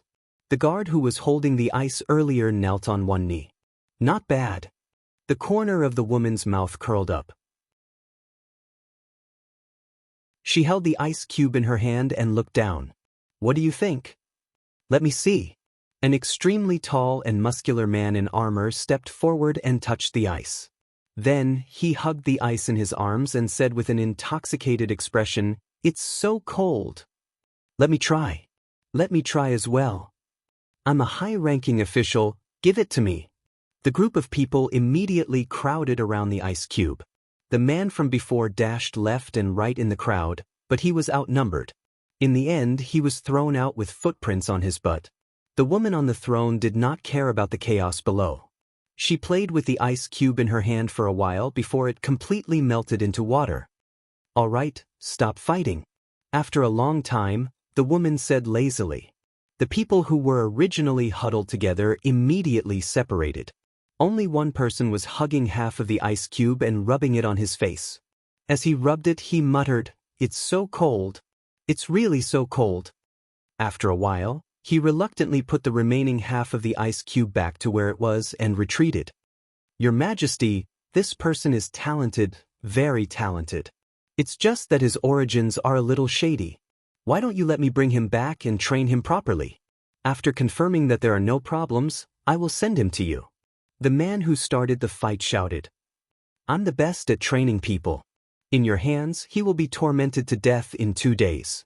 Another person quickly said. Stop arguing. This person has some use. Let him stay in my palace. The corner of the woman's mouth twitched. She waved her hand like she was waving away flies to shut everyone up. Seeing that she had spoken, the others immediately quietened down. There were men and women in the hall, and all of them had a vigorous aura. However, they were extremely respectful of the people above them. Bring the envoy from the Yun nation here. I heard that he has something to say to me, the woman said lazily. Bring the envoy from the Yun nation to the palace. Someone at the door immediately shouted. Not long after, a middle-aged man with a white face and a long beard was brought in. He cupped his hands and bowed. Envoy from the Yun nation, Guqing, greets your Majesty. I wish your Majesty, all right, if you have something to say, say it. You have already sent me several invitations. I also want to know what you want to say. The woman interrupted him impatiently. Guqing's expression did not change, but he cursed in his heart, barbarian. Then he straightened his body and said, Your Majesty, Guqing is here for the matter of the merchants from the Zhang family and the Hong family. Your country arrested our merchants for no reason, threw them into prison, and confiscated their properties in your country. Guqing spouted a lot of things. The content was, "You have no reason or basis to arrest our kind merchants, confiscate their properties, and make our merchants panic. The Yun nation will not allow their merchants to be arrested like this. Therefore, we are here to protest. If they didn't release the captured merchants within the time limit, return the confiscated goods, and provide an explanation for this matter, the Yun nation would definitely seek justice for their subjects and people, even to the extent of meeting them on the battlefield." The woman stretched out her hand. Immediately, a maid beside her wiped her hand clean with a handkerchief. Only then did the woman ask, "How long have you been here?" "Guqing has been in your country for 3 months, Guqing replied. "Yes, drag him out and behead him," the woman said lightly. "Even when 2 countries are at war, envoys are not beheaded. Moreover, Guqing is only narrating the facts and stating the pros and cons. Your Majesty, aren't you afraid of incurring the wrath of the Yun nation by doing this?" Guqing hurriedly shouted. However, the woman had no intention of paying any attention to him. Many of the civil and military officials at the side also looked down.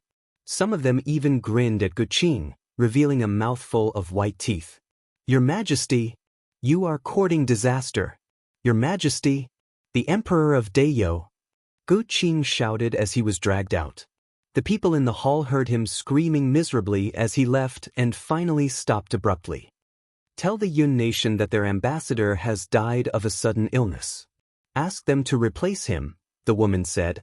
"Yes. This gigolo still dares to talk about meeting us on the battlefield? Even if the Yun nation has the guts, their emperor wouldn't dare to do so," someone laughed. The Yun nation merchants maliciously lowered the price of furs and skins, sold fake goods as genuine goods, and mixed sand into the rice they sold. The Zhang family and the Hong family are the worst. Let's teach them a lesson this time. If they still think that the people of Dayo are fools, we might as well kill them all next time, someone suggested. If we kill them all, there will be no more merchants coming. Immediately, someone stood up and objected. Dayo has more mountains than plains, more hunting than farming, and a lot of goods need to be brought by those merchants. We can't possibly rely on them for everything. It's best if we can do it ourselves. Do it ourselves? Do you or who? I say it's best to fight and snatch it back. All right, stop quarreling. Is there anything else? If there's nothing else, please leave, the woman said as she sat up.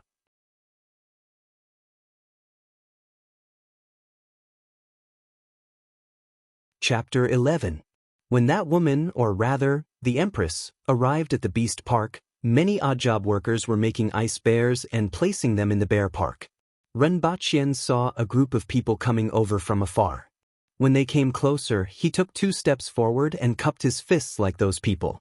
"Greetings, Your Majesty." These actions made him grimace in pain. The Empress glanced at his abdomen. Fresh blood had seeped through the gauze and stained his coarse clothes. "What's going on?" the Empress asked coldly. "We don't know either. He stayed in the room for a day and became like this." The 2 guards hurriedly knelt on one knee and answered. "It was indeed caused by me. It has nothing to do with the 2 of them," Renbaqian explained. "Let me take a look at your wound." The Empress was unmoved. He only needed to look at the wound to know what had happened. Renbaqian grimaced in pain as he pulled up his shirt, revealing the gauze underneath.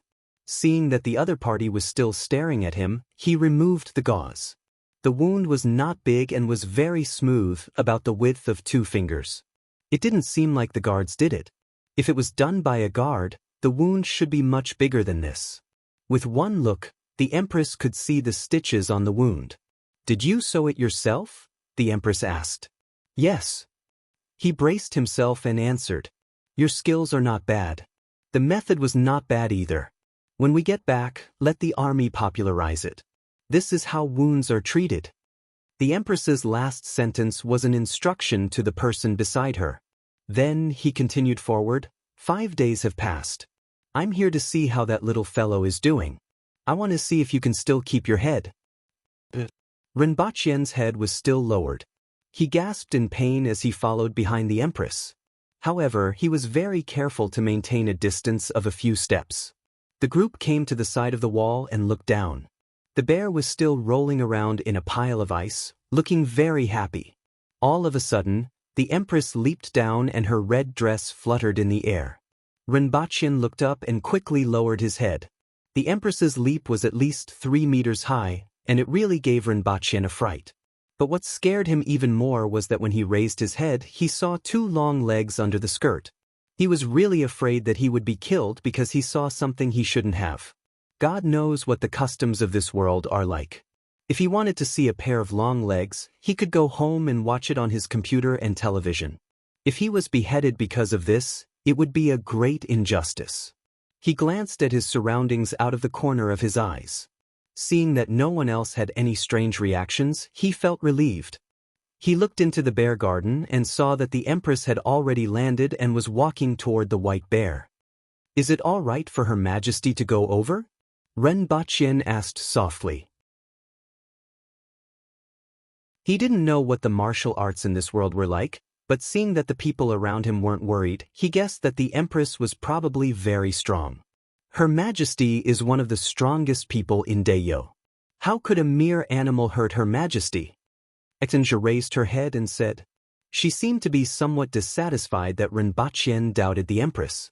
"Oh," Rinpoche replied obediently and didn't say anything else. His gaze was completely focused on the empress below. One of the strongest experts in Dayo? How strong was he? The empress walked to the side of the white bear.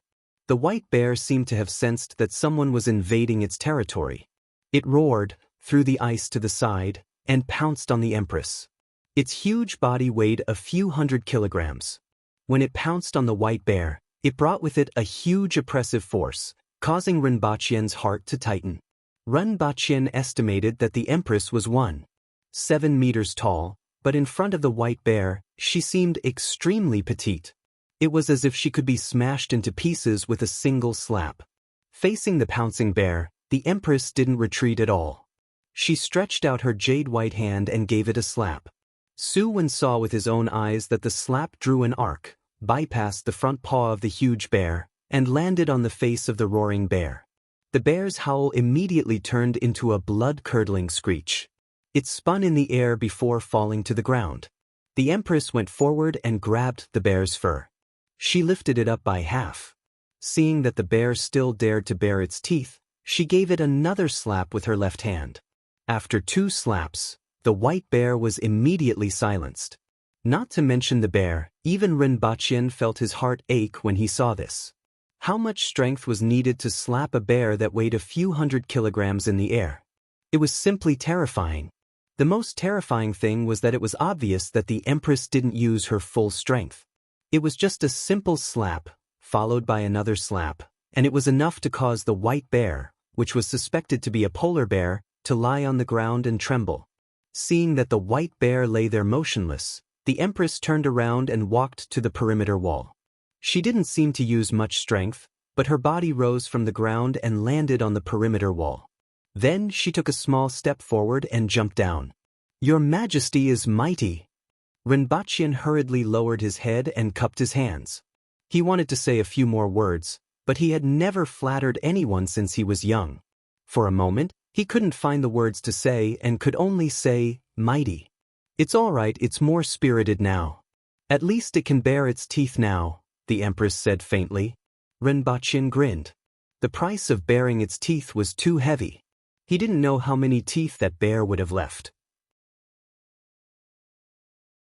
However, the good news was that the empress approved of the white bear's condition, and his life was saved. "All right, now tell me what's going on with this ice. How did you do it?" "It's saltpeter. When saltpeter dissolves in water, it will absorb heat. With enough saltpeter, the water temperature can be lowered to a certain extent and freeze," Rinpoche said. It was unknown if the empress understood what he said, but she said, "Seeing that you have some ability, you can be an odd job supervisor here and be in charge of making ice for me. In addition, look after this bear well." "Yes." Rinpoche nodded and replied. "Caretaker sure, arrange some helpers for him." After the empress finished her instructions, the caretaker of the beast park immediately nodded and complied. In addition, Reward him with 100 taels of silver and a box of black mud cream. Excellent. Go to the medicine storehouse and get a box of black mud cream for him, the empress continued to instruct. Yes, your majesty. When Renbachien heard the empress's words, the last stone in his heart was lifted. 100 taels of silver? 1 tael was 50 grams, and 100 taels was 50,000 grams? 1 gram should be around $3 to $4, right? With 150 to 200,000 taels of silver, he finally had some spare cash. Even though it wasn't enough to buy a house, his already stretched wallet could finally be filled up a little. In the short term, he didn't need to consider the problem of finding a job. Now that he had been gone for 3 days and missing for 9 days, he couldn't do anything. Oh yes, what did you say that you knew how to do the other day? The empress suddenly remembered something. Your Majesty, I will definitely do my best to fulfill your orders. I have read a lot of books. Whether it is farming or smelting, whether it is food or commerce, I know a thing or two about them. Well, stay here for now. In the future, I will give you something to do. Once you are done, I will reward you, the empress said and left with everyone. After the empress left, caretaker Sure smiled and asked, how should I address you? In the future, you and I will be here, so we should familiarize ourselves with each other. Caretaker Sure. I am Renbachien. Renbachien cupped his fists politely. Caretaker Sure's smile seemed to be sincerely congratulating him, but he didn't know if he was thinking the same way. It was better not to blame him for stealing the limelight and snatching away his authority. As for saving Caretaker Sure's life, Renbachien didn't even dare to think about it. A drop of water should be repaid with a spring of water, but a life-saving grace could not be repaid, so he could only take your life. Since ancient times, there were many people like this. Don't be so polite. Let's go, I will arrange a few helpers for you. Then, let's go for a drink. Caretaker Sure pulled Renbachien enthusiastically. I am injured. Renbachien smiled bitterly.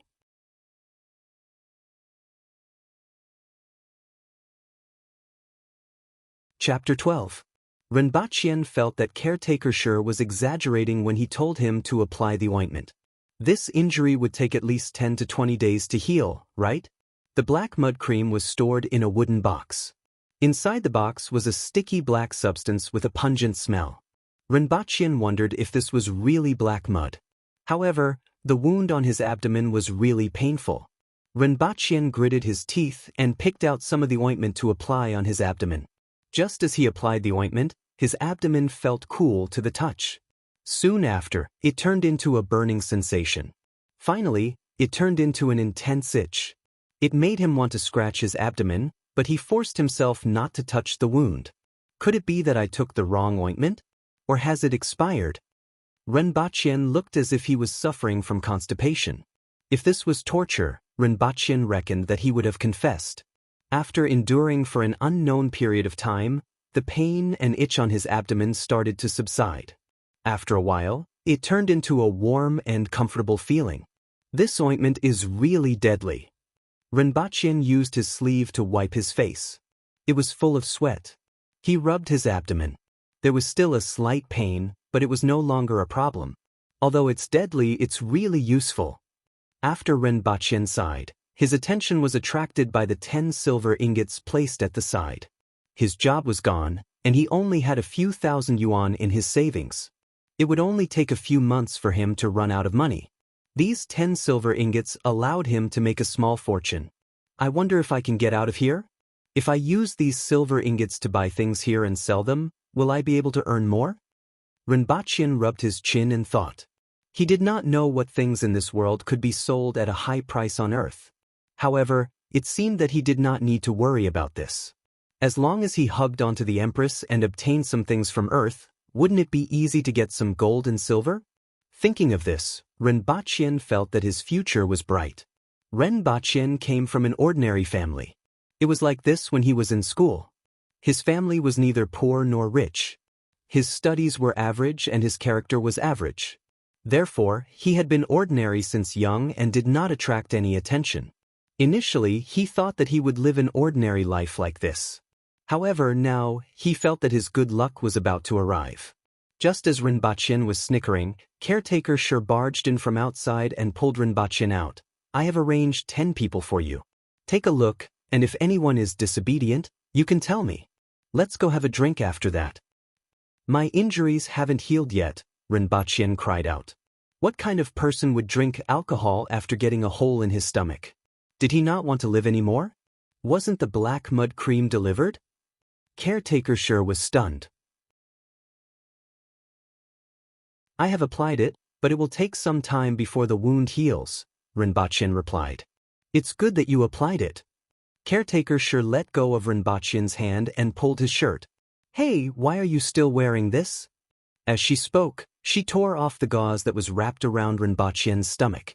Look, aren't you fine now? Caretaker Sher patted Rinpochen's wound and smiled.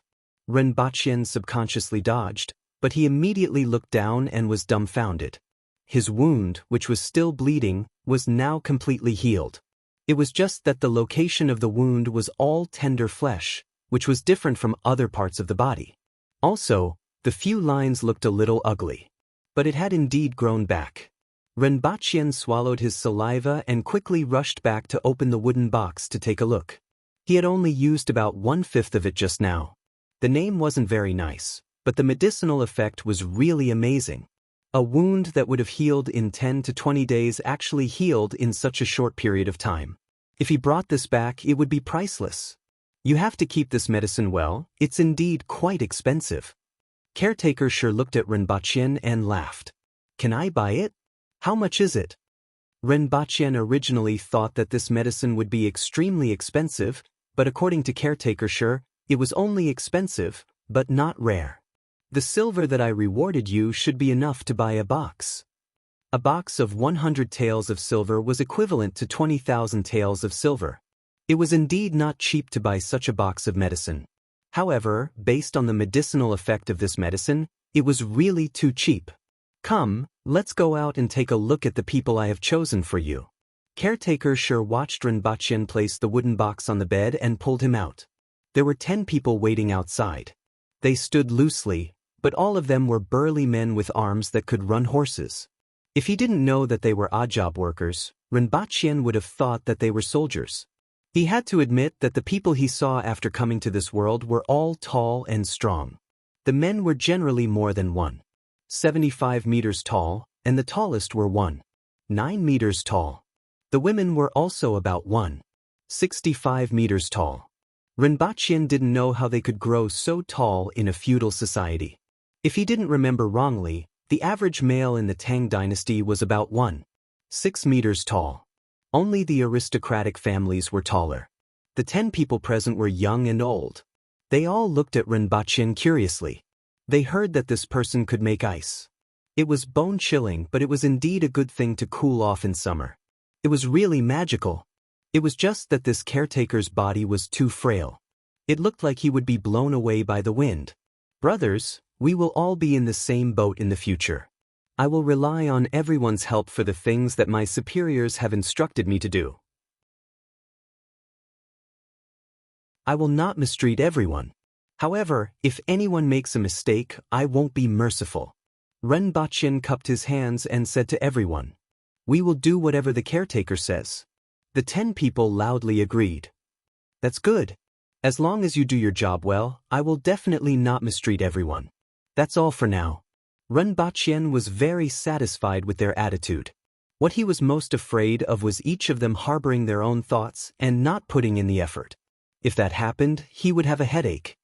The task that Her Majesty instructed us to do is to make ice. We definitely can't leave the ice outside as it will melt in no time. First, we have to make a cellar to store the ice. I wonder if there is a suitable place here?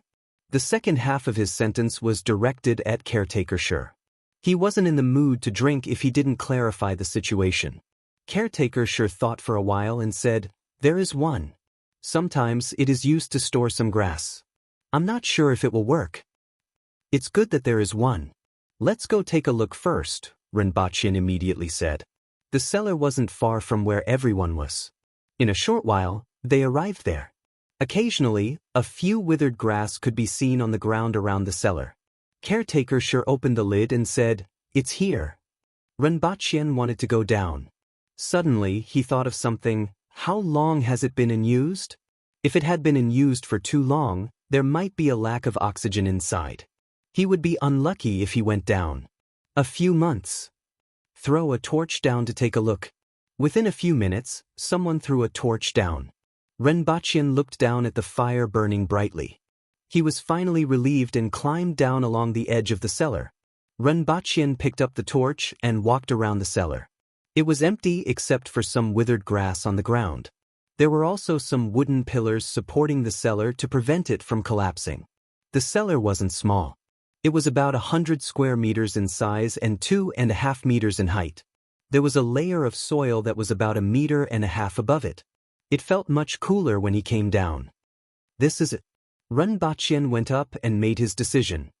Caretaker sure, let's borrow this place to make an ice cellar, Renbachien said to Caretaker sure. No problem. In the future, I can come here to cool off if I have nothing to do, Caretaker sure agreed readily. Clean up this place first before we can store ice, Renbachien said to the 10 odd job workers. All right. Everyone shouted and went to get their tools.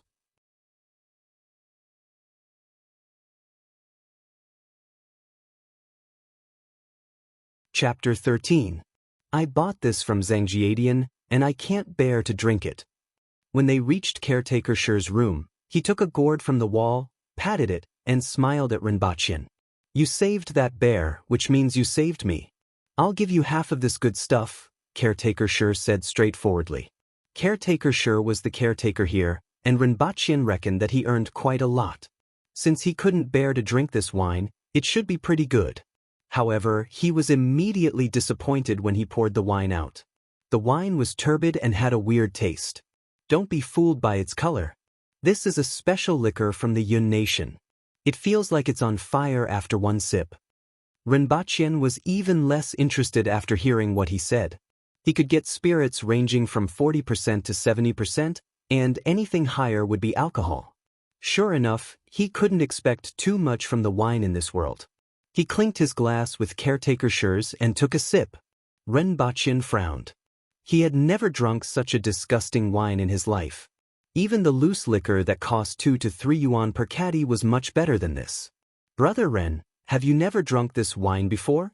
The men of Dayo love this kind of liquor the most. It's very flavorful. Upon hearing Caretaker Shi's praise, Renbachien curiously asked, How much is this wine? 1 caddy is 2 taels of silver. Caretaker Shi gestured with his fingers and said, If I wasn't addicted to this wine, I wouldn't have bought it. 1 caddy costs me a month's salary. Renbachien was speechless. 6 taels of silver was equivalent to 300 grams, which was about 1,000 yuan. He could only buy 1 caddy of this inferior wine. What a huge profit. Furthermore, this wine was so disgusting. If he went back to sell some erguotu, wouldn't they go crazy over it? He would make a crazy amount of money then. He decided to keep this matter at the bottom of his heart and plan for the future. Renbachien and Caretaker Shi drank and chatted.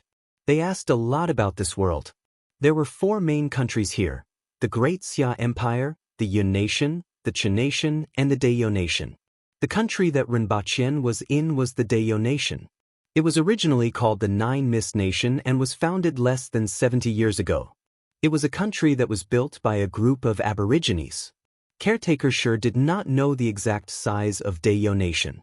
He did not know either, but the population of Dayo Nation was around 30 million. There were many mountains and forests in the country and few plains. Most of the commoners hunted in the mountains for a living, and at least half of them still lived in the forest, living with wild beasts every day. They were poor, but it was also because of this that the Dayo Nation was brave and good at fighting. To the north of the Dayo Nation was the Great Xia Empire, which was said to be 3 times bigger than the Dayo Nation. In the east was the Yun Nation, and in the southeast was the Qin Nation.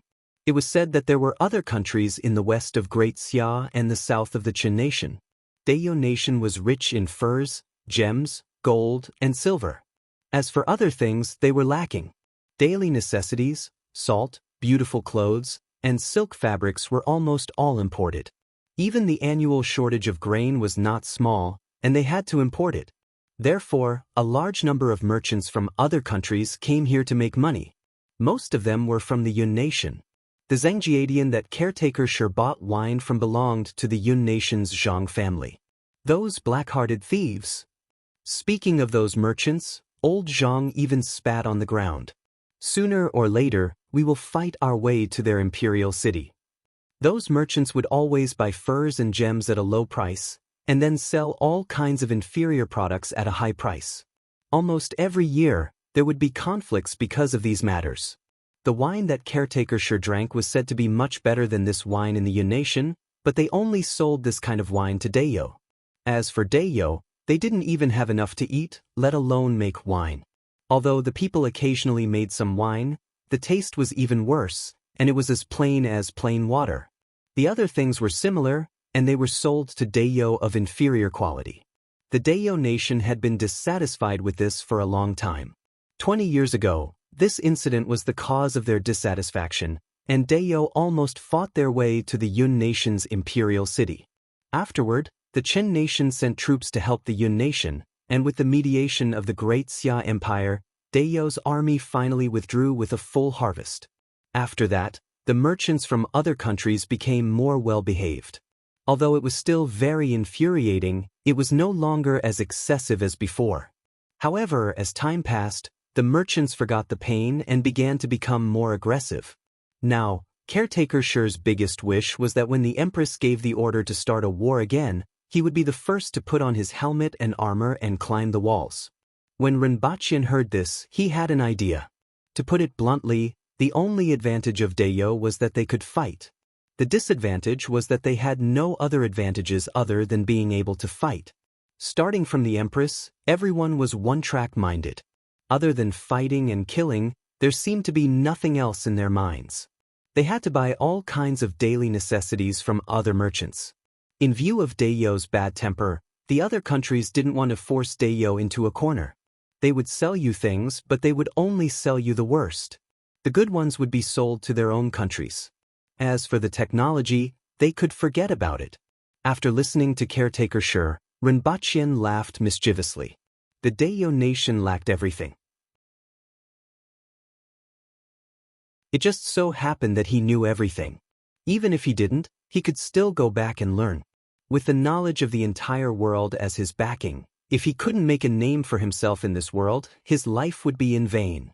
It was best for him to go back and learn the technology before coming back to make something that he wanted. He couldn't possibly go back and buy potassium nitrate and bring it back. It was fine to do it once or twice, but it would definitely be troublesome if he did it more than once.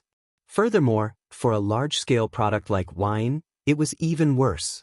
It was already fortunate that the empress didn't pursue the issue with the clothes and mattress.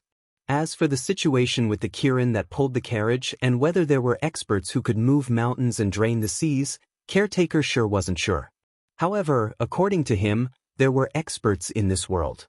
It was a little exaggerated to destroy a city with one blow, but it was still possible to destroy a city gate with one blow.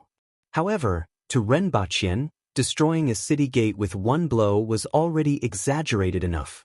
If he could learn it, he would be able to do whatever he wanted when he returned to Earth. Caretaker Shi didn't seem to drink strong alcohol. He collapsed after drinking less than half a liter of wine. After he collapsed, Rinpochian was only half drunk. He sat there thinking and laughed from time to time. Dayo lacked food. It wasn't possible to make wine now. Dayo didn't have many plains and forests, so it didn't produce enough food. Earth happened to have crops that could produce thousands of caddies per moo.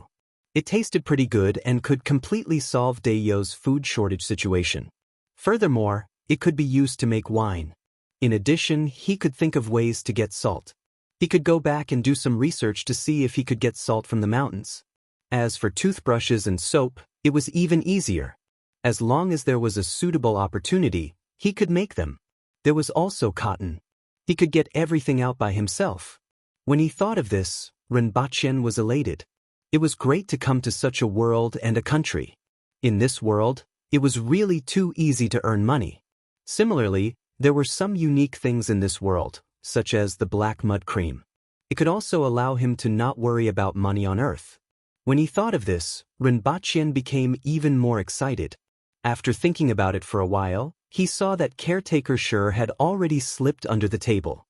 However, he had to take things one bite at a time and walk one step at a time. It was better to establish a foothold in this world first. When Rinpoche thought of this, he got up and went to check on the progress of the cellar cleaning. When he reached the place, a group of people were washing the cellar with water.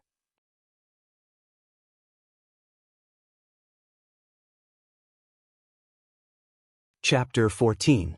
On the first day, they cleaned the cellar, and on the second day, they made ice and stored it.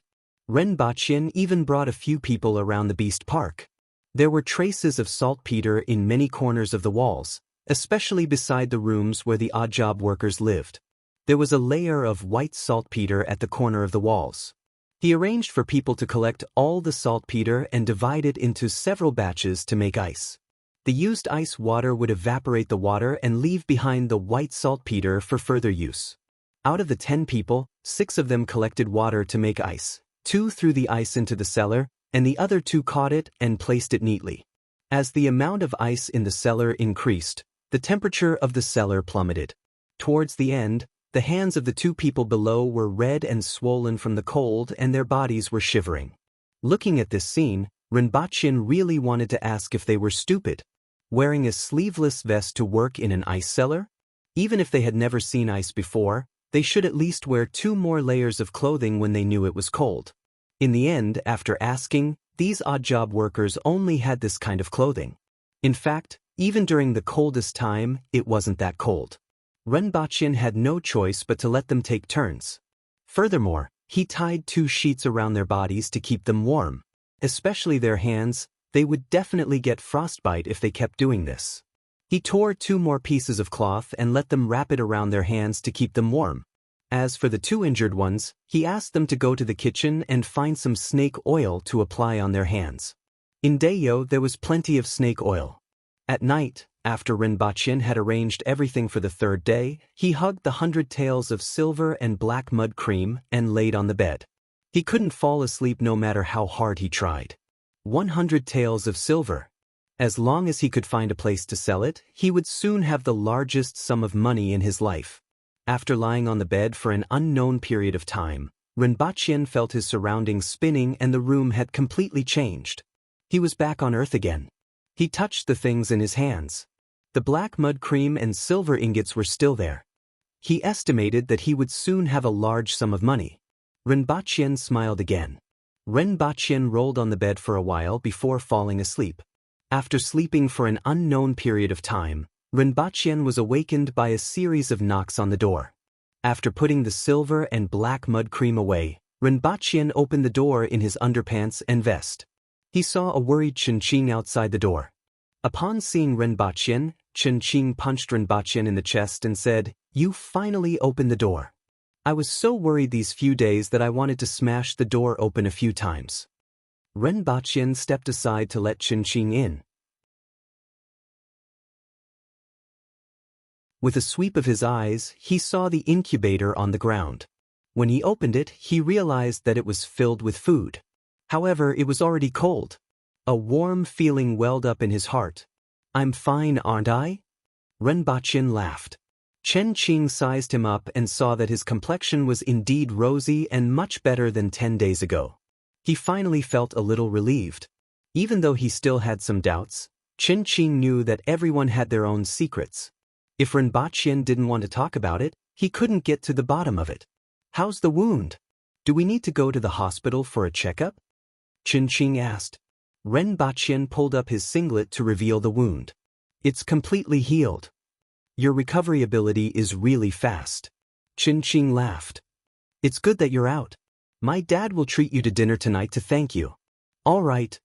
Rinpoche laughed as well. He had an idea regarding the black mud cream. However, it required a lot of money and Chinching couldn't afford it. He still needed his dad's approval. Chinching's dad had always had a good reputation in this city. Looking for him was much more reliable than looking for someone else. "There's one more thing that I have to tell you. The person who stabbed you previously has been caught. However, we can't touch the person behind it for the time being. Qin Qing hesitated for a while and said to Ren Qian nodded his head to indicate that he understood. However, don't worry. As long as there's a chance, I will definitely settle this score. Qin Qing was stunned for a while. Seeing that Ren Qian was fine, he went back to work. Ren Qian wanted to go back to sleep, but he couldn't fall asleep after tossing and turning in bed for a long time. He might as well get up and have his meal. After that, he went to buy a spray gun. He couldn't possibly take out those 10 ingots just like that, right? It would be best if he melted them into silver ingots before selling them. That way, he wouldn't get into trouble easily. After walking around outside for a long time, Ren Qian carried a spray gun, gasoline, and a small saw. He first cut the ingots in the middle and used the spray gun to melt them. He didn't need to melt them completely. As long as the surface was melted and the original shape couldn't be seen, it would be fine. After working for an entire afternoon, half of the ingots were melted. Ren Qian received a call from Qin Qing, changed his clothes, took the black mud cream, and headed to the restaurant. At the entrance, he saw Qin Qing waiting for him. Why did you bring a gift? Qin Qing saw that Ren Qian was still holding something in his hand and immediately slapped his shoulder. Shouldn't I be the one giving the gift? It's indeed a gift, but it's different from what you think, Ren Qian said mysteriously. The two of them went to the private room and chatted for a while. Jiang Nen arrived first, followed by Qin Qing's parents. When Qin Qing's parents entered the private room, they held onto Ren Qian's hands and thanked him profusely. After all, in that kind of situation, how many people would sacrifice themselves for their friends? Regardless of whether Ren Qian was rich or not, Qin Qing's parents were extremely satisfied with this friend of Qin Qing's. At this moment, Ren Qian was even more pleasing to the eye. During the banquet, they kept asking about Ren Qian's situation. When they found out that Ren Qian had just left his job, they even had the intention to let Ren Qian work at the Chen family's company. Ren Qian rejected them tactfully at first, then he smiled and said, "Even though I'm friends with Qin Qing, I still have a business proposal that I would like to discuss with you guys. Uncle, you can also give me some suggestions." Upon hearing Ren Qian's words, Qin Qing was a little surprised. Papa Qin did not know what Ren Qian wanted to say. He had a rough understanding of Ren Qian's situation, and from his point of view, Ren Qian did not have the capital to discuss business with him. However, since Ren Qian was Qin Qing's friend, there was no harm in listening. If he was really interested, there was no harm in investing some money. It could be considered as a repayment for the favor this time.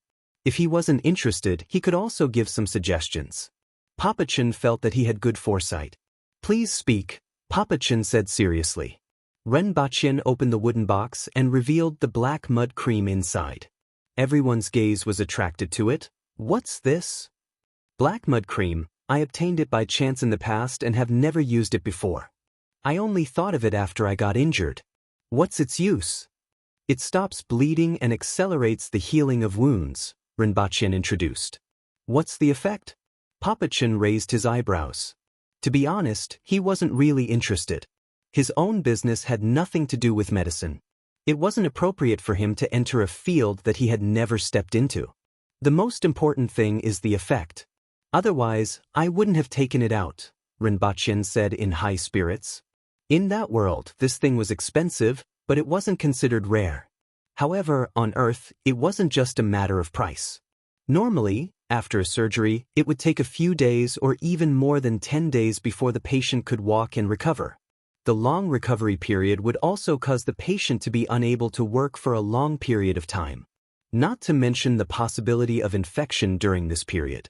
However, this black mud cream could heal the wound in a short period of time, completely avoiding the patient's pain and long periods of recuperation. Ren Qian took out a fruit knife that he had prepared earlier from his pocket. Under everyone's astonished gaze, he ruthlessly slashed his arm. Fresh blood flowed down like a fountain. "Ren Qian, what are you doing?" Qin Qing was shocked.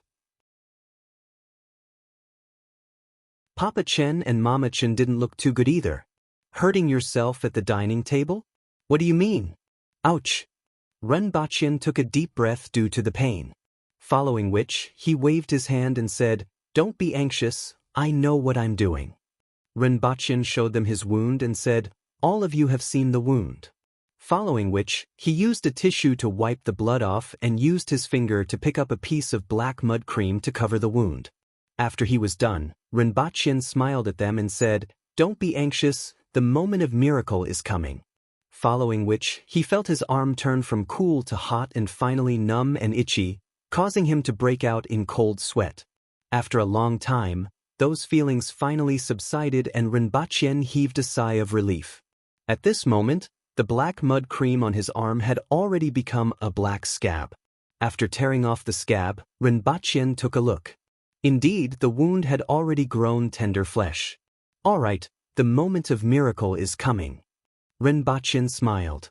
After wiping off the remaining blood stains on his arm with a wet tissue, he showed his wound to everyone. Chen Qing immediately stood up from his chair and came over to look at Rinpoche's wound. He exclaimed, "This is simply godly." Papa Chen was initially a little impatient, but he didn't leave just because of his son. At this moment, when he saw Rinpoche's wound, he was immediately shocked. The few of them touched Rinpoche's arm and to their surprise, the wound had already healed. Half an hour ago, there was a 10-centimeter long wound and blood was flowing all over the floor.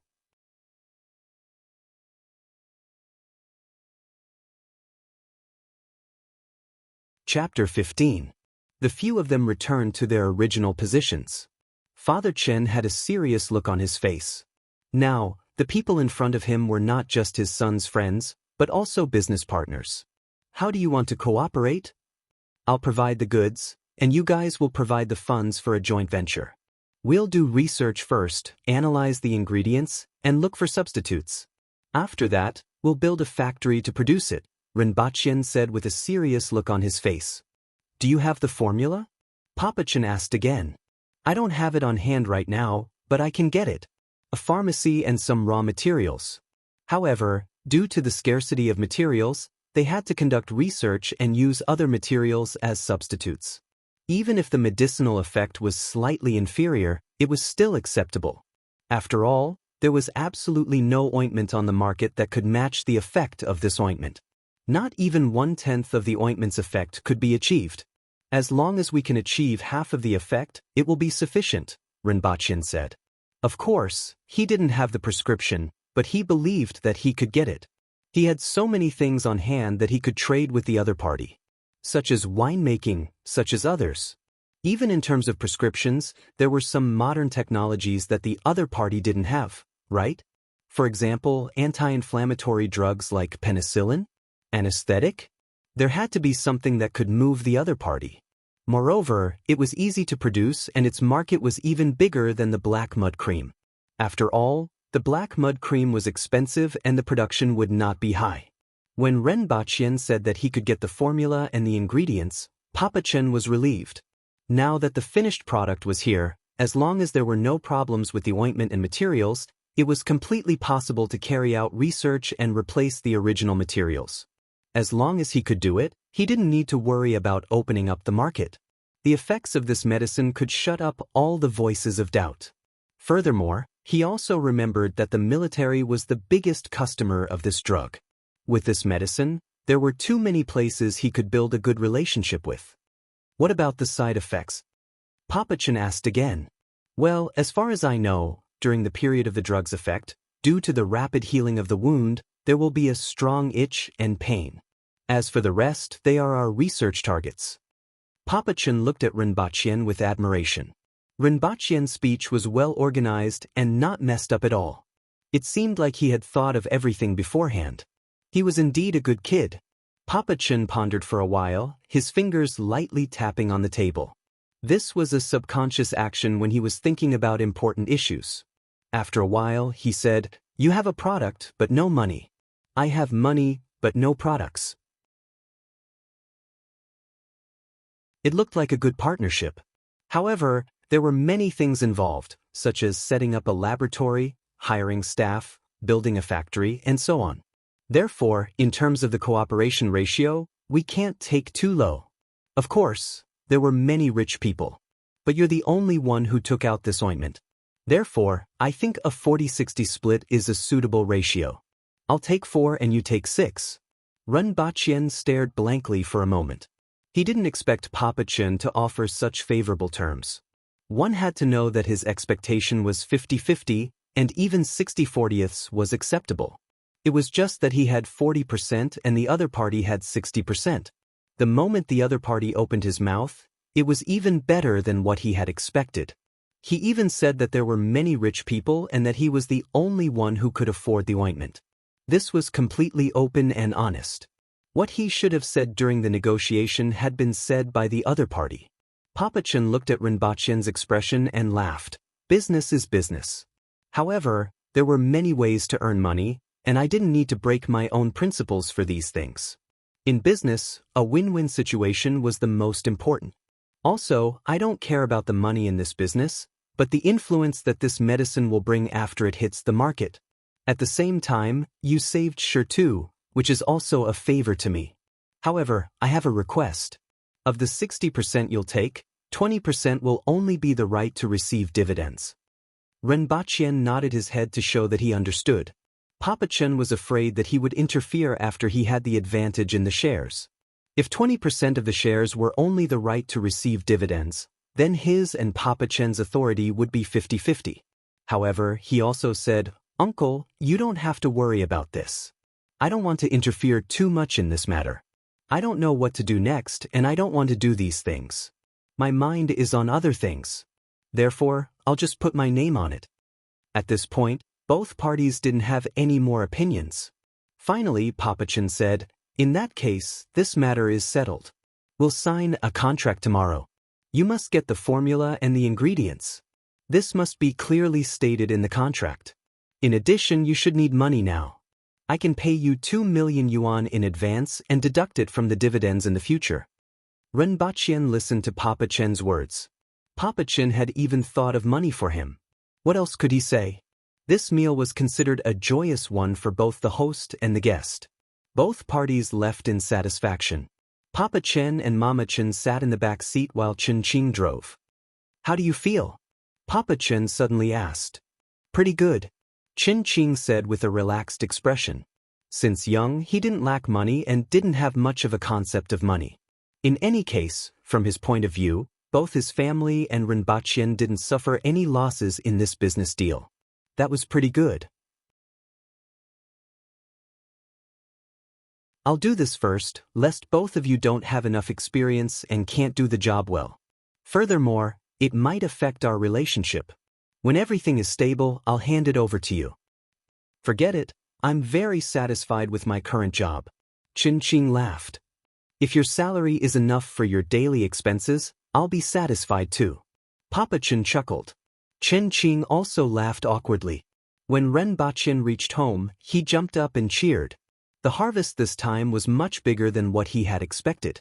Moreover, the 2 million yuan in advance was a huge sum of money to him. With this 2 million yuan, he really didn't need to worry about anything. He could buy a car and a house directly. He didn't need to stay in this small rented apartment anymore.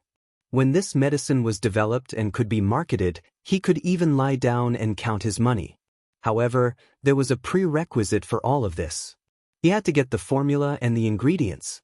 Looking at the lumps of silver in the bathroom, Rinpoche swept them aside. Since the 2 million yuan was going to be in his account soon, there was no need to burn silver anymore. He would bring it back to Dayo to see if there was anything worth buying. The night passed. The next day, Rinpoche received a call and rushed to Papa Chen's company. It was a commercial building in the city center. Papa Chen's company occupied 2 floors. Chen Qing had been waiting for him downstairs. When he saw Rinpoche, he put his arm around Rinpoche's shoulder and went up. The other party had already prepared the contract. Rinpoche glanced at it and signed it. There was only one condition. He had to get the formula and ingredients within 6 months. There was nothing else that he needed to take note of. He wasn't worried that he would be cheated. If there was black mud cream in that world, there would definitely be other good stuff waiting for him to discover. If the Chen family cheated him, then he would only suffer a small loss, but the Chen family would suffer a greater loss. What he was most concerned about now was the 2 million yuan. This was the most urgent matter. After the contract was signed, the money was directly transferred to Rinpoche's account.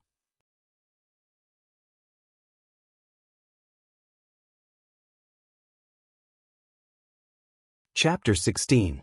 After leaving the building with Chen Qing put his arm around his shoulder and asked, "What are we going to do now?"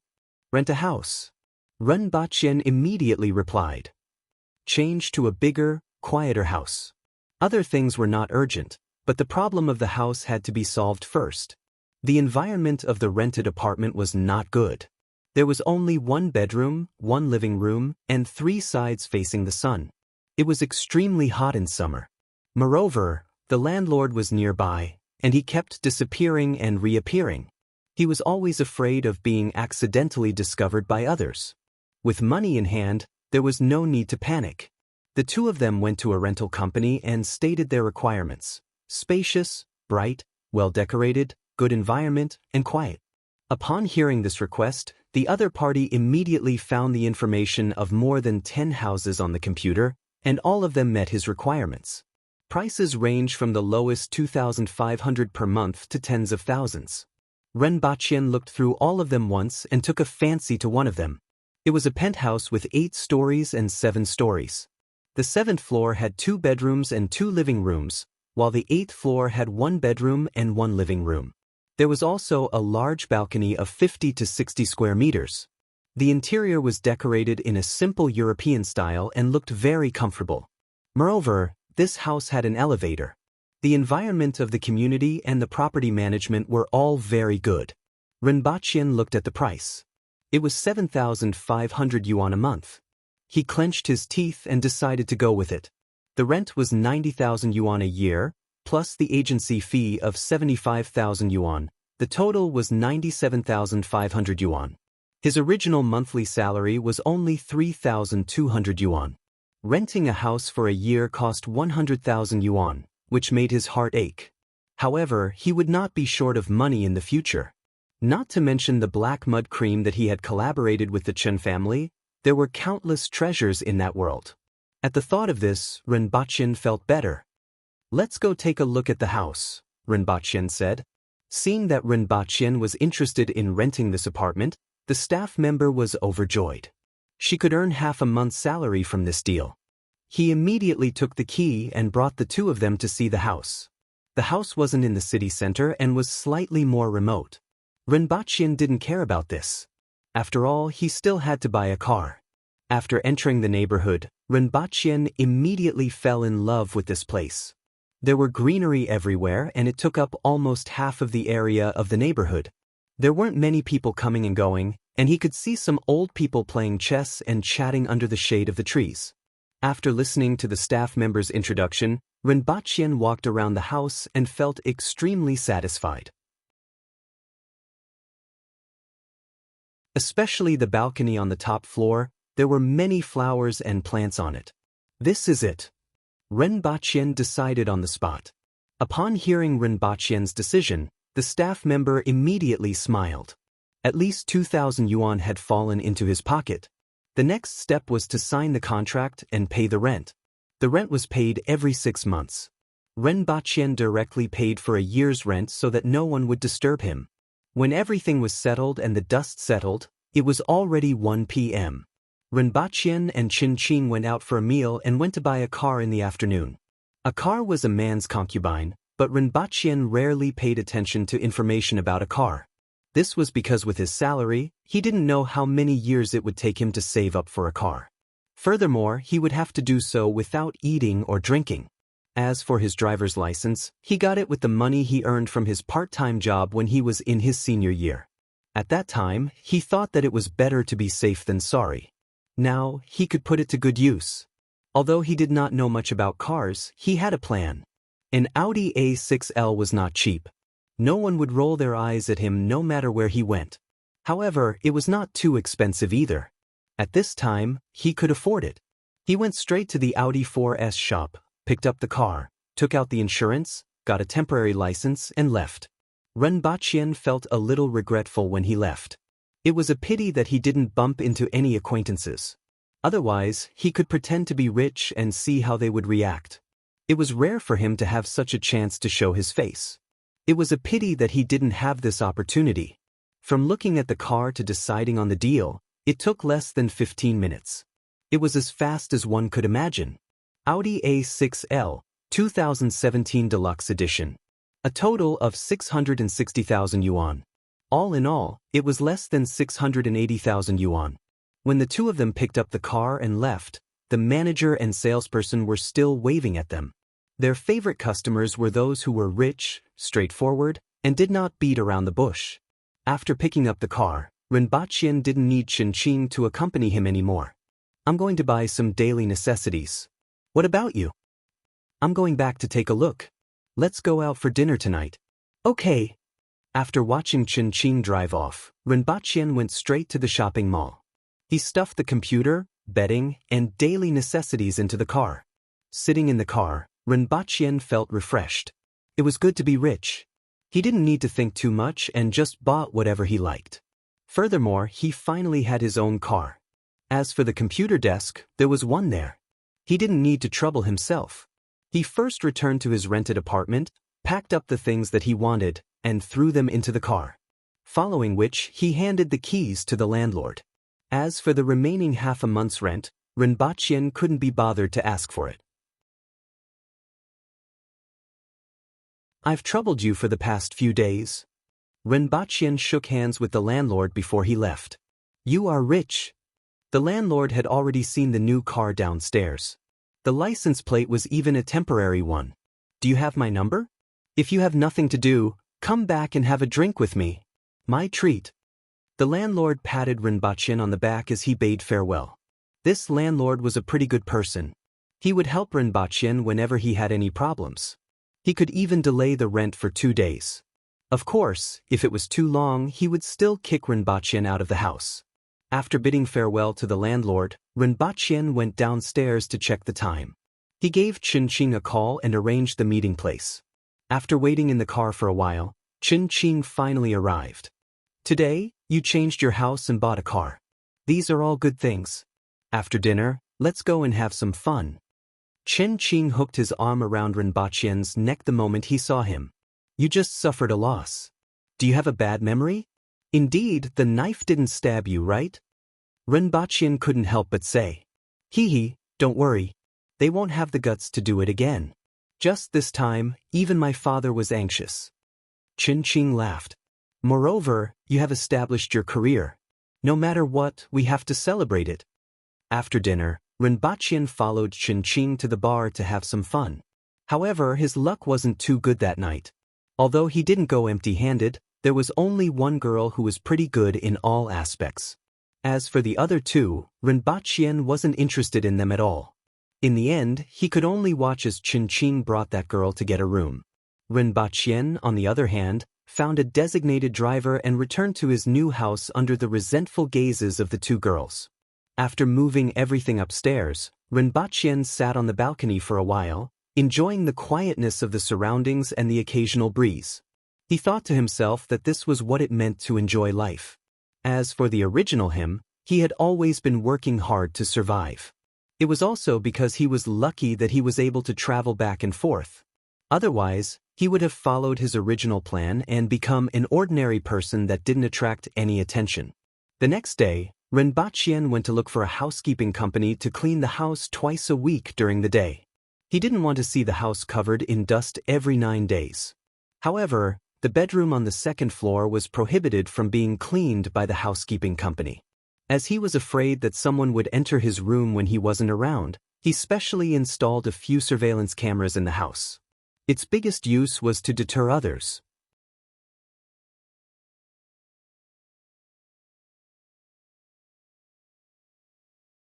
Chapter 17. After he was done, he gave his family a call. Originally, it was once every half a month. This time, it was a little more than a month.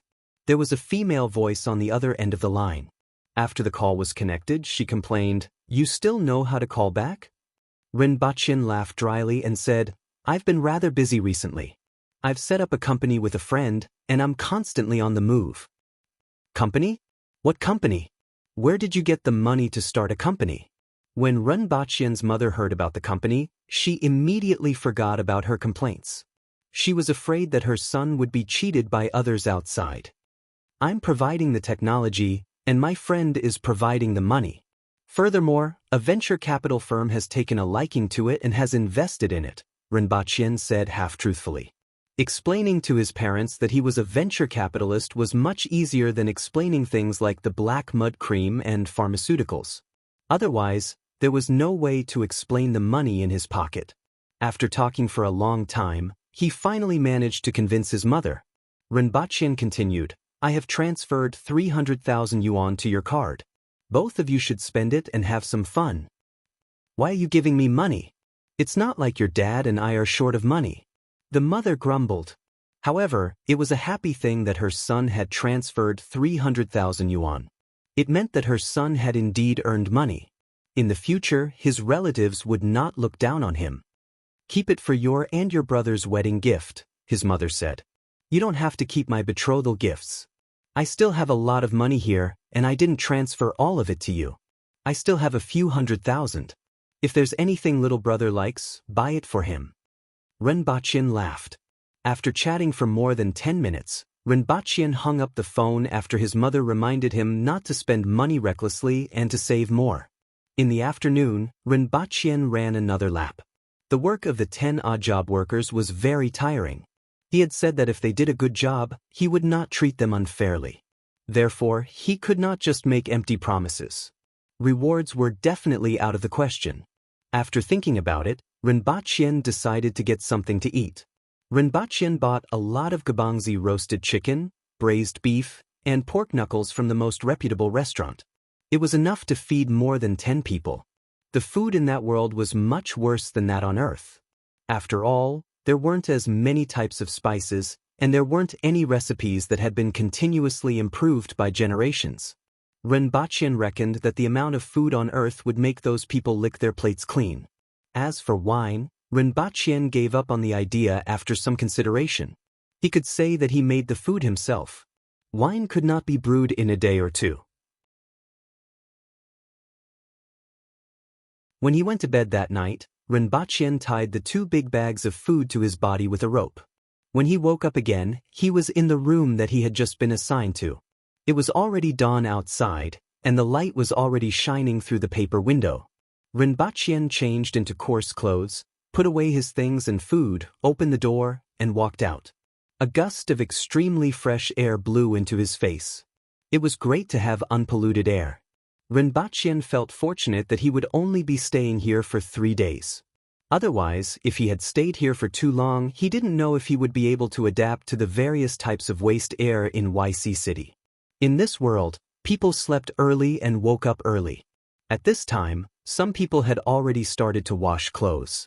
Rinpoche walked around the ice cellar and saw that 1/3 of the ice was already piled up.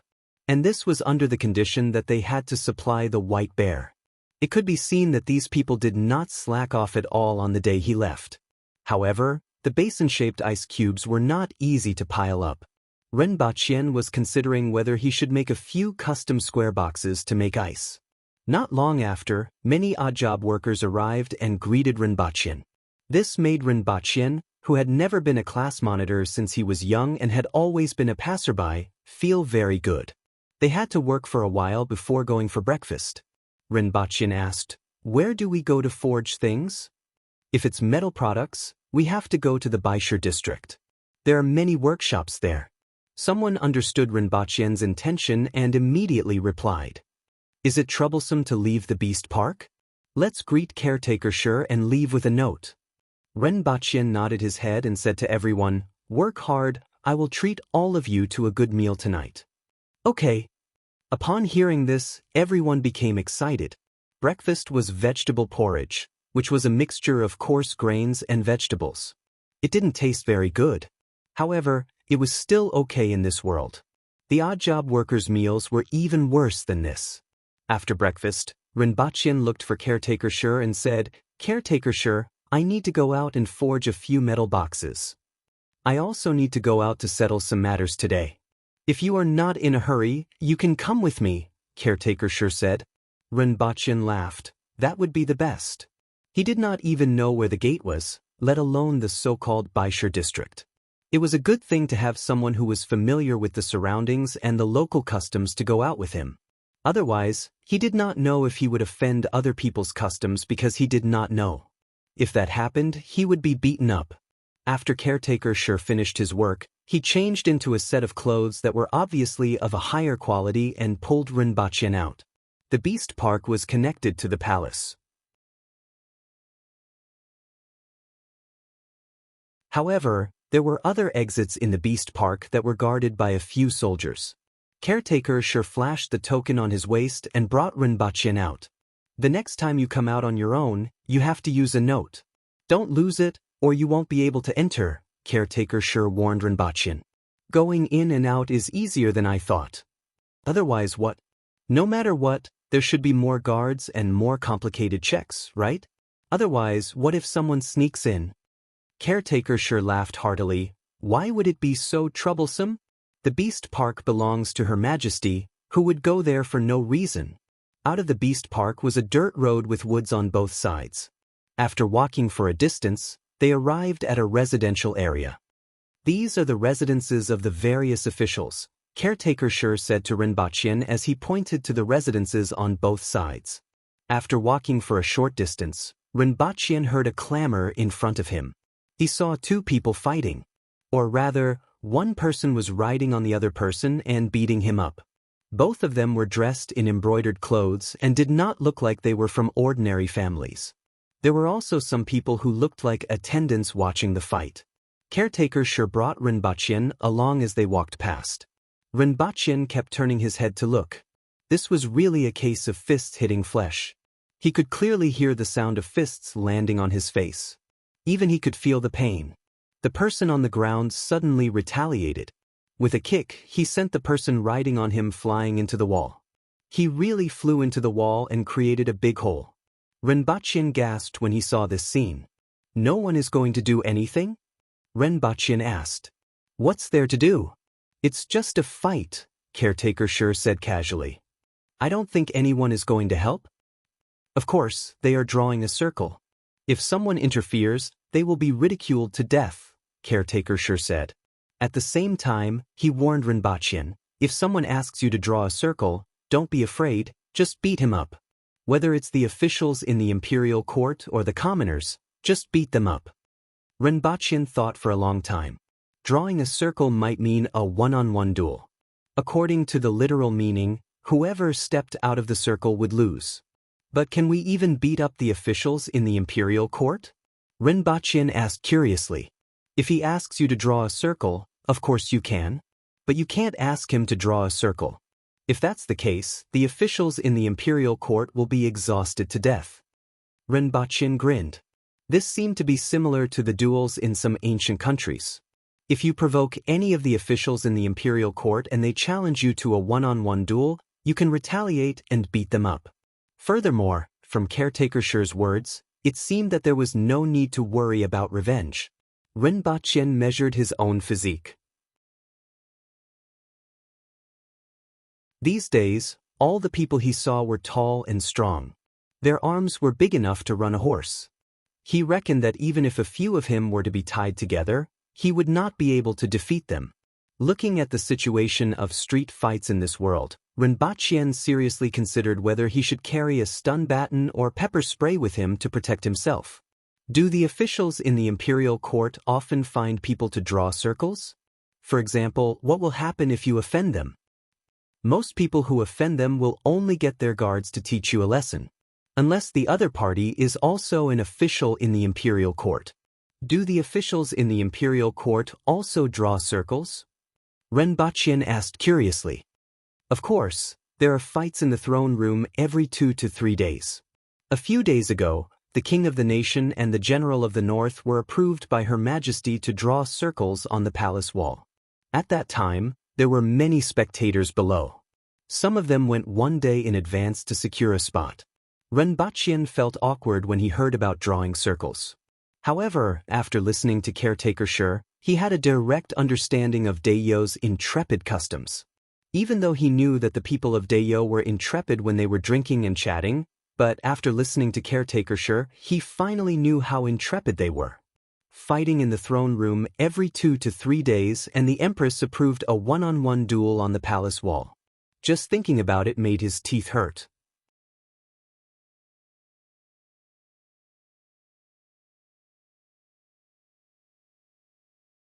Chapter 18. After passing through the court official's residential area, there were more and more people around. From what he saw these days, almost all the Dayo people were well-built and tall. Most of the male commoners wore a vest, pants, and straw sandals. Their bronze-colored, strong chests were exposed, and almost all of them had 8-pack abs. The women wore tube tops, shorts, and occasionally short skirts made of animal skin. Their figures were slender and full of vitality. There were many aborigines and hunters in Dayo. This kind of attire was convenient for them to move around. In addition, it was too hot here. It was estimated to be at least 40 degrees Celsius during the day. Wearing this kind of attire was more or less cooler. Renbachien saw many people carrying short knives and hunting bows.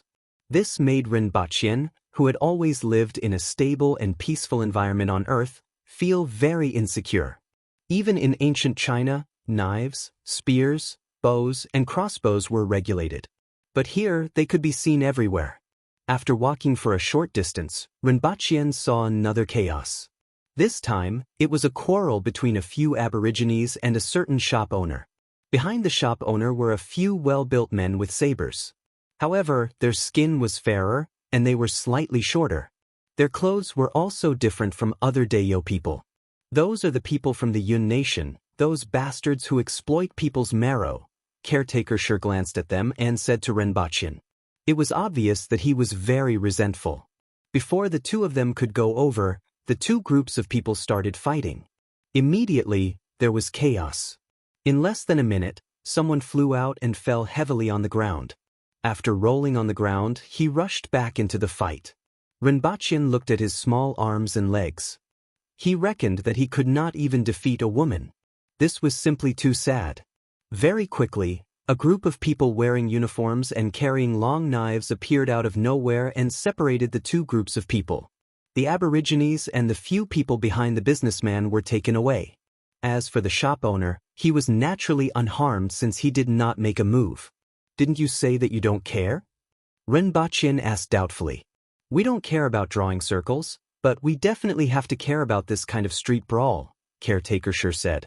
How will they be dealt with after being captured? 10 lashes, no big deal. After applying medicine and lying in bed for a day, they will be alive and kicking. However, those people from the Yun nation will probably lie in bed for another 2 days. Caretaker Shi laughed mischievously. He was full of schadenfreude. Why didn't they draw circles? Those cowards! Caretaker Shi's tone was filled with disdain. If the circle rejects you, you will be despised. But they don't care, Caretaker Shi explained. The people of the Yun nation are different from the people of Dayo. They care more about money. Renbachien nodded. It was the same on Earth. It had become the norm to laugh at the poor and not at the prostitutes. In that case, they won't be able to take it if we keep looking for trouble and fighting every day. Renbachien was curious as to why Dayo Nation didn't use this method even though they hated those merchants so much. It won't happen every day. After all, not only will I have to buy medicine to apply after getting whipped, I'll also have to lie in bed for a day. Who would do such a thing? Moreover, which one of them didn't have dozens of guards? The officials in the court don't want to push them too hard. If they run away, who are they going to buy things from then? Renbachien understood.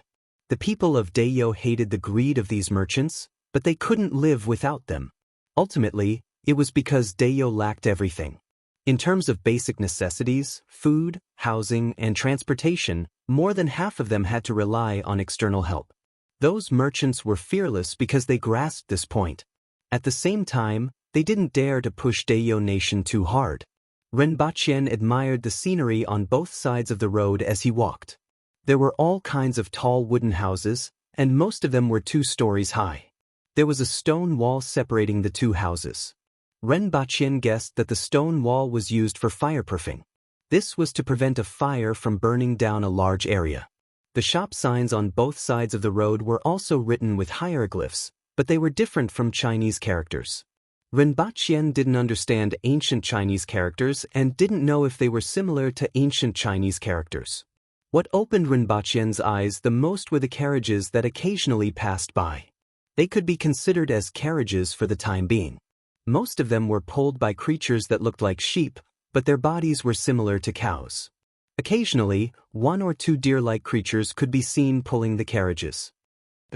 Rinpoche's eyes suddenly stopped at a certain spot by the roadside. Two chubby fellows were tied to the roadside and were moving around and playing. Their bodies were black and white, and their bodies were similar to a ball. They moved slowly, and there were two dark circles around their eyes. Aren't these pandas? Are they tied here just like that? Wait a minute. Rinpoche shouted and ran to the side of the pandas to take a look. The two pandas were very small. When they stood up, they were only as tall as a human's knee. Their movements were very clumsy. One of them was climbing onto the other's body. As a result, when the other party moved, it immediately fell on its back. It turned around and saw that Rinpoche was looking at it. It stuck out its tongue and acted cute. This is a flower bear. Its meat isn't very tasty, Caretaker Sure said casually when he saw Rinpoche moving closer to the two pandas. The meat isn't tasty? Rinpoche laughed dryly. If Caretaker Sure dared to eat pandas on Earth, not only would he be shot to death, but he would also be condemned by others to commit suicide. However, Caretaker Sure nodded seriously. There are many of these things on the mountain. They aren't tasty. Furthermore, they rarely attack people. People usually ignore them. What are they tied here for? Are they for sale? Rinpoche was tempted. If he could raise two pandas, he would simply wake up from his dreams with a smile. The people of Dayo couldn't understand the feelings the people of China had for pandas. After confirming that they were for sale, Rinpoche shouted into the shop, "Anyone here?" The person who came out was a tall and burly man with a hideous scar on his face. There were also some Dayo shop owners on the street. They made up about half of the shops. The items they sold were not as varied as those of foreign merchants. Most of the items they sold were from the mountain. How old are these flower bears? How much are they? Those two little playthings about 3 to 4 months old? Give them to me for 3 taels. The burly man leaned against the door and said, 3 taels? Rinpoche was stunned. It was too cheap. It was almost the same as buying a dog on Earth. Caretaker Sure, can I bring them back to raise? Rinpoche turned his head and asked. You can raise them, but they eat a lot. Caretaker Sure didn't understand why Rinpoche wanted to buy 2 flower bears. I want them. Rinpoche couldn't even be bothered to bargain. He immediately bought the 2 pandas. But I will leave them with you first. I will come back to collect them. Sure. The burly man nodded. After Rinpoche paid the money, he laughed foolishly from time to time. He didn't expect to have the opportunity to raise pandas. When he arrived at Baishur district, there were many shops selling all kinds of swords, bows, and arrows. Occasionally, he could also see some choppers, kitchen knives, and farming tools. Rinpoche found a shop and explained his purpose of coming. There were a total of 5 sets of metal boxes, 1 big and 1 small. The small box was placed inside the big box. Every box just had to be equipped with a handle.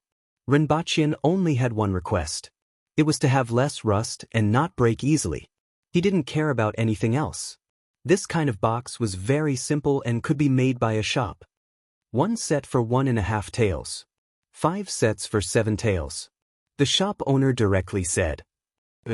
After all, the metal products in this world were slightly more expensive than those on Earth. This was not unexpected. After paying half of the money, Rinpoche's task was considered completed.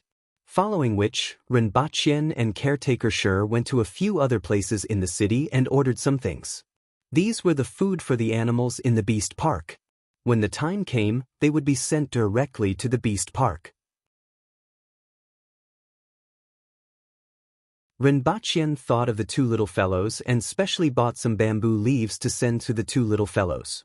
Originally, he wanted to pay, but Caretaker Sure stopped him. The beast park consumed a lot of food every month. It was not a big deal to ask for some bamboo leaves. The shop owner laughed heartily. After understanding that Rinpoche wanted to rear 2 flower bears, he said that he would send him some bamboo leaves every time he delivered food. In any case, the 2 bears were cubs. When he went to the beast park, he just needed to send some bamboo leaves. Finally, he bought some inferior wine. Since he wanted to reward the 10 odd job workers for their hard work, how could there be food without wine? The wine was called thorny fruit wine. It was slightly red in color and contained impurities. Rinpoche tasted it. It was very bland. He estimated that it had only a few degrees of alcohol. Furthermore, it tasted very strange. It was said that it was made from a type of fruit. 2 taels of silver could buy half a barrel, which weighed about 15 caddies. Although it wasn't cheap, it was much cheaper than the so-called hard liquor that cost 2 taels of silver per caddy. At noon, they randomly found a place to eat in the city. After all, Caretaker Shi's income wasn't very high. Rinpoche was currently relying on the silver rewarded by the emperor. He didn't know when he would receive his own salary. What surprised Rinpoche was that there was actually rujiamo in this world. Although the ingredients used were different, it was actually rujiamo, right? The meat sandwiched inside had a strong odor. Although the seasoning was average, the meat was fresh and tender. Rinpoche quite liked it. He ate 2 pieces that were bigger than a palm in a row. As for the bread sandwiched outside, it was made from coarse grains. It wasn't very tasty, but it had a unique flavor. During this period, Rinpoche also asked about the black mud cream and where he could buy it.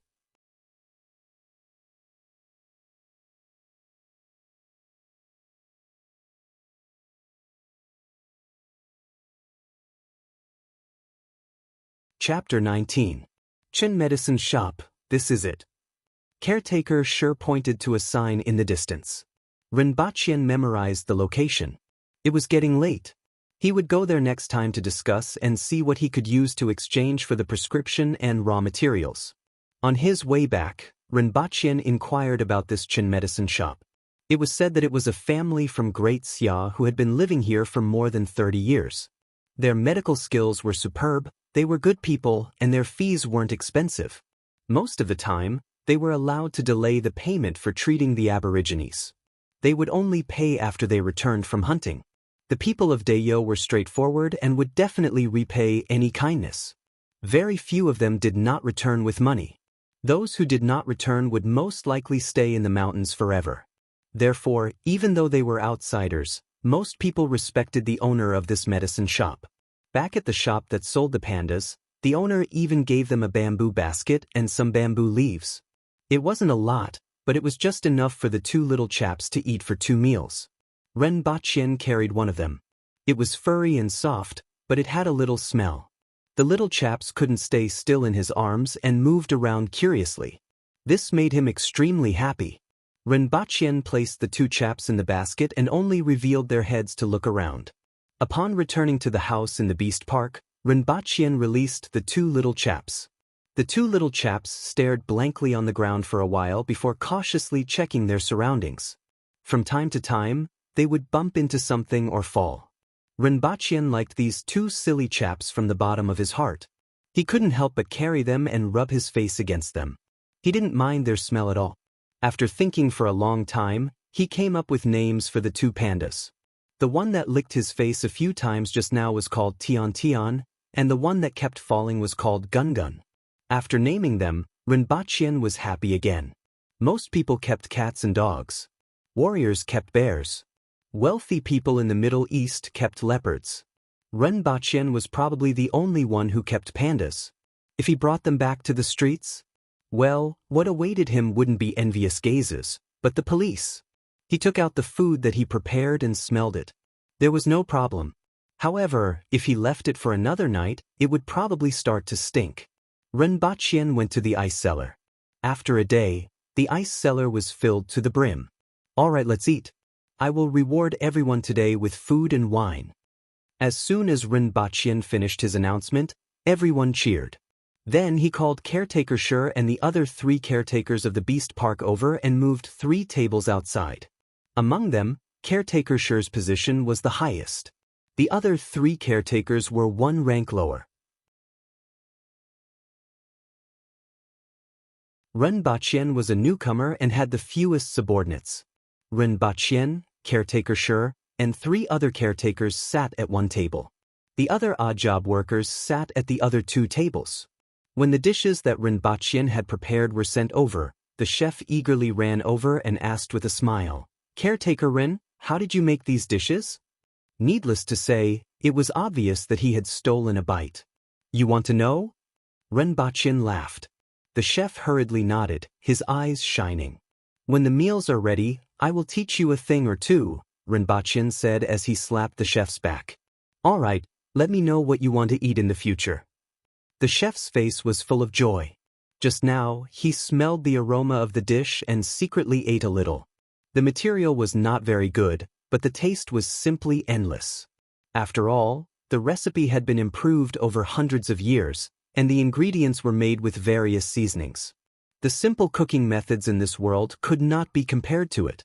When the dishes were served, Ren Baqien raised his cup and said, "Brothers, I will have to trouble you to take care of me in the future." "Ha, you are treating me like an outsider. However, you look skinny and weak, but you are not a bad person." Caretaker Shi laughed. He had only been here for 2 days, and he was already treating everyone to a meal. He was not the kind of person who did not know anything. Caretaker Shi felt comfortable dealing with such a person. The other caretakers also raised their cups. Ren Baqien downed the wine in one gulp and then said to the odd job workers, "Now, we are all in the same boat. If the higher-ups give it to me, it will be the same as giving it to you. If you do well and the higher-ups are satisfied, I will not mistreat you. If you don't do well, all of us will have to suffer the consequences. Therefore, in the future, everyone will work together with me." "All right, we will listen to Caretaker Shi. Whatever Caretaker Shi says, we will do it." The 10 of them loudly agreed. At this time, everyone began to drink and eat. Caretaker Shi had just put a piece of pork knuckle meat in his mouth when his eyes lit up. Usually, what they ate was boiled in salt water. At most, they would add 1 or 2 spices, which was considered good. However, compared to the food that Ren Baqien took out, it was like heaven and earth. He wasn't the only one who felt this way. Even the others felt the same way. All of them swung their arms and stuffed the food into their mouths. In particular, the odd job workers started to cheer and praise the food as soon as they drank the wine. From time to time, they would scold each other as they fought over the food. The status of odd job workers in the Beast Park was not as low as in the feudal society. After all, they were all 7-foot-tall men who could fight and kill. It was not impossible for them to survive outside the Beast Park. The odd job workers here were all recruited. Their status was similar to that of commoners, and no one looked down on them. Ren Baqien sat among the crowd and was surrounded by tall, strong, and upright men. He was very happy when he drank. It was much more enjoyable than eating with those people on Earth who were always scheming. "Where did you get these dishes?" Caretaker Shi asked Ren Baqien after half a round of wine. "I made them. I will make more delicious food for you next time. However, it is troublesome to make them, and I need to prepare them in advance." Ren Baqien laughed. "Good." Caretaker Shi slapped Ren Baqien's back and almost slammed him off the table. "After eating today's food, I feel that the food I ate in the past is really disgusting." "That's right. After eating these, I reckon that I won't be able to eat tomorrow." Another caretaker, who was still drunk, shouted at the others. The few of them agreed loudly. Although Ren Baqien had just arrived, the few of them liked him because of this meal. After half a round of wine, he had become brothers with the few of them. Just as everyone was drinking to their heart's content, a few people walked over from afar. They were all wearing armor. 2 of them were acquaintances. They were the ones who sent Ren Baqien over. Ren Baqien and the others stood up to welcome them. They wanted to see what was going on. "Send some ice to the palace. Also, you will follow them." A soldier pointed at Ren Baqien and said. Ren Baqien found this person familiar and immediately remembered that he was the person who sent the ice to the emperor. Ren Baqien wasn't drunk from the light wine. After hearing this, he immediately sobered up and asked softly, "What's the matter?" "Her Majesty is summoning you." "Just follow her," the guard replied. After that, he whispered, The weather is hot these days, and Her Majesty has no appetite.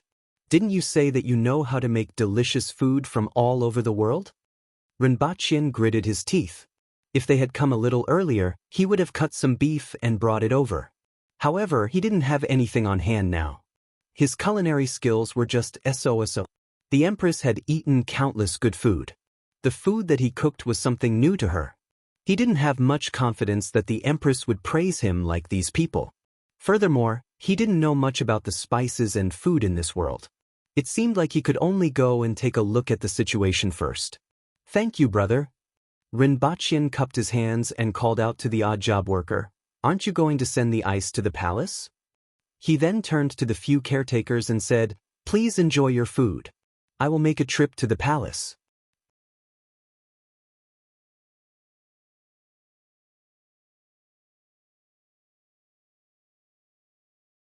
Chapter 20. Rinpoche cupped his hands at the caretakers and called for a few odd job workers to move a cart of ice. Then he followed the guards into the palace. The palace gate was connected to the beast park. After checking the ice and the guards, he let them in. The last time Rinpoche was here, he was thinking about how to stay alive and didn't have much time to look around. This time he was much more relaxed. In general, the buildings in Dayo were very rough. Most of the buildings in the palace were made of stone with some simple carvings. It fully displayed the rough nature of Dayo.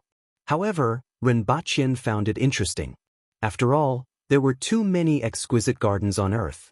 This kind of rough exotic style was fresh to him. When they arrived at a palace, a few people were waiting outside. The guard who reminded him earlier went in to report. Not long after, the guard came out and waved at everyone. "Send the ice in." Then he said to Rinpoche, "Follow me." After leaving the crowd, the guard said to Rinpoche, "Her Majesty wants you to make some exotic food. Do it well." "Thank you." Rinpoche cupped his hands. "How should I address you, brother?" "My surname is Shur." "Just call me Shur Hu," the guard said with a smile.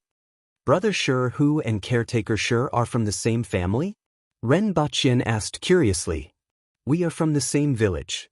After chatting for a while, Rinpoche thought of something. "Besides Her Majesty, who else is in the palace? I didn't see many people on the way here."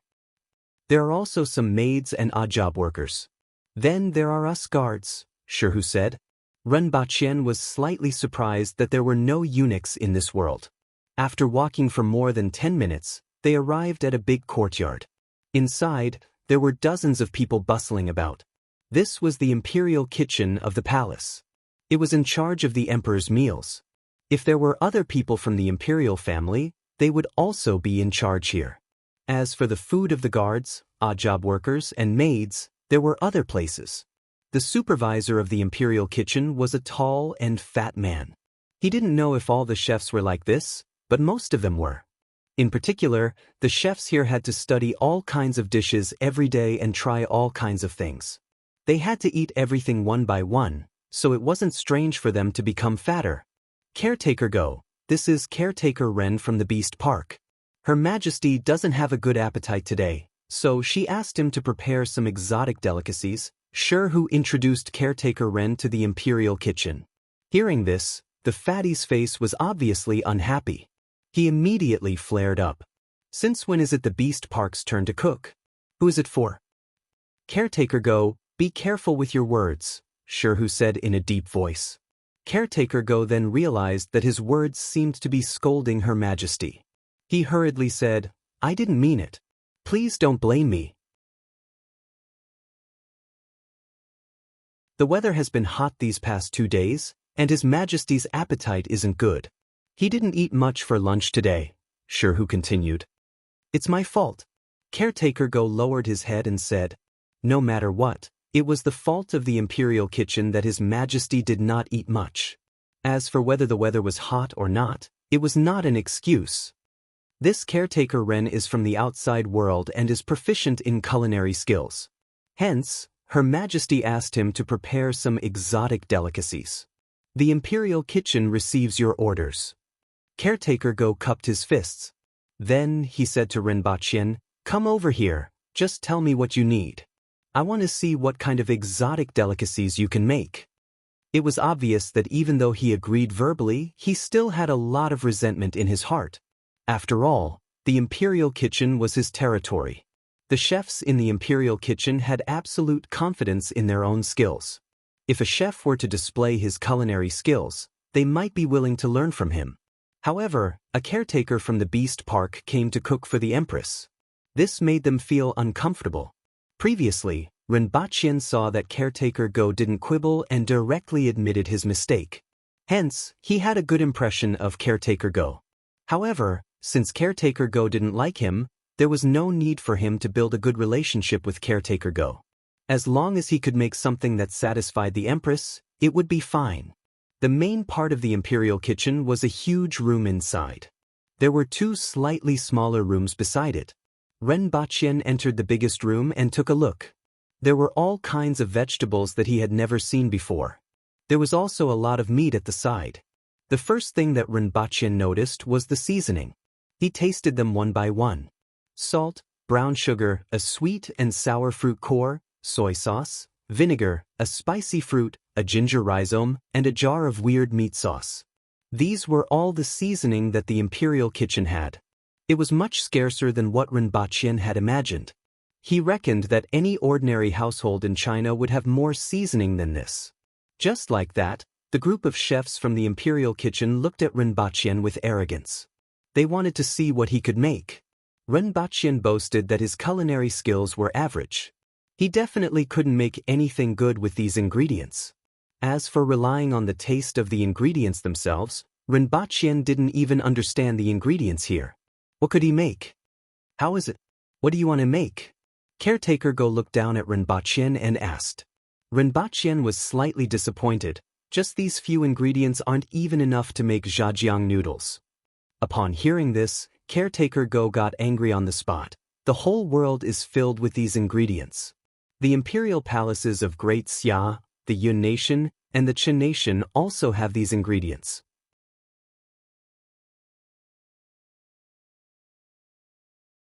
Don't blame us for not having enough ingredients if you are not good enough. Rinpoche grinned. His culinary skills weren't that good, but if he ordered all these ingredients, he would have more choices. Furthermore, the imperial palaces of Great Xia, the Yun nation, and the Qin nation also had these ingredients? Rinpoche didn't really believe it. You are a chef from the imperial kitchen of Dayo, how would you know what other countries have? Furthermore, I heard that there are countries to the west of Great Xia and to the south of the Qin nation. Maybe these countries can get some seasoning from other places. Even though Rinpoche didn't say anything, the non-committal expression on his face made Caretaker Go unbearably angry. The people from your Beast Park came to the imperial kitchen to cook for Her Majesty, and you still think that we don't have enough ingredients? This is simply too infuriating. If you are capable, then come and manage this imperial kitchen. Caretaker Go forcefully suppressed his anger and asked coldly, "What do you want?" Rinpoche shook his head slightly. He could naturally tell that Caretaker Go was unhappy. But your ingredients are not complete. They are simply too few. Seeing him like this, Caretaker Go got even angrier. "What do you want? As long as you have it, I can find it for you. If you don't have it, then honestly say that your culinary skills are bad and get lost back to the Beast Park. Do you have MSG? Do you have pepper? Big ingredients? Cumin? Sesame paste? Do you have pepper? Cinnamon?" Rinpoche counted 7 or 8 types with his fingers. Then he raised his head and asked, "Do you have these? If you can take one out, it will do." Caretaker Go was stunned. After thinking for a long time, he asked Rinpoche, "What are they?" Rinpoche roughly described the taste of the pepper and big ingredients. After listening, Caretaker Go was furious. "Are you kidding me? You are spouting a bunch of nonsense. I have never heard of any of these ingredients. If Her Majesty wasn't waiting for you today, I would have beaten you out. That's why I said that your ingredients are not complete." Rinpoche still shook his head. His expression of, "You are indeed ignorant, I am not wrong," made Caretaker Go explode in anger. "Take out those ingredients and let me see if they are really as you said. If not, I will not let you off. Even if I report this to Her Majesty, I will not let this matter rest." Caretaker Go shouted at the top of his voice, causing dust to fall from the roof. The other chefs in the imperial kitchen also followed suit and scolded. Where did you get the courage to spout nonsense? Don't just rely on the fact that Her Majesty specifically asked you to come over and criticize the imperial kitchen. There is no such thing as what you said. You came to the imperial kitchen to spout nonsense. Don't you know what the people here do every day?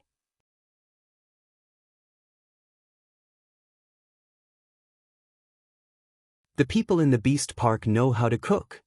Caretaker Go was so irritable that he even cursed out loud.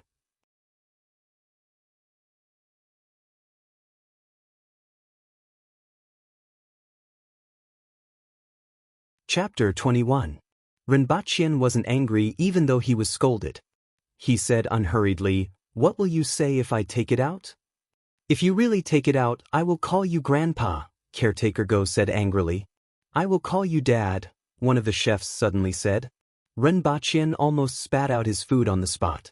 The entire imperial kitchen quietened down. Caretaker Go looked over with a murderous look. That chef was just casually saying it out of convenience.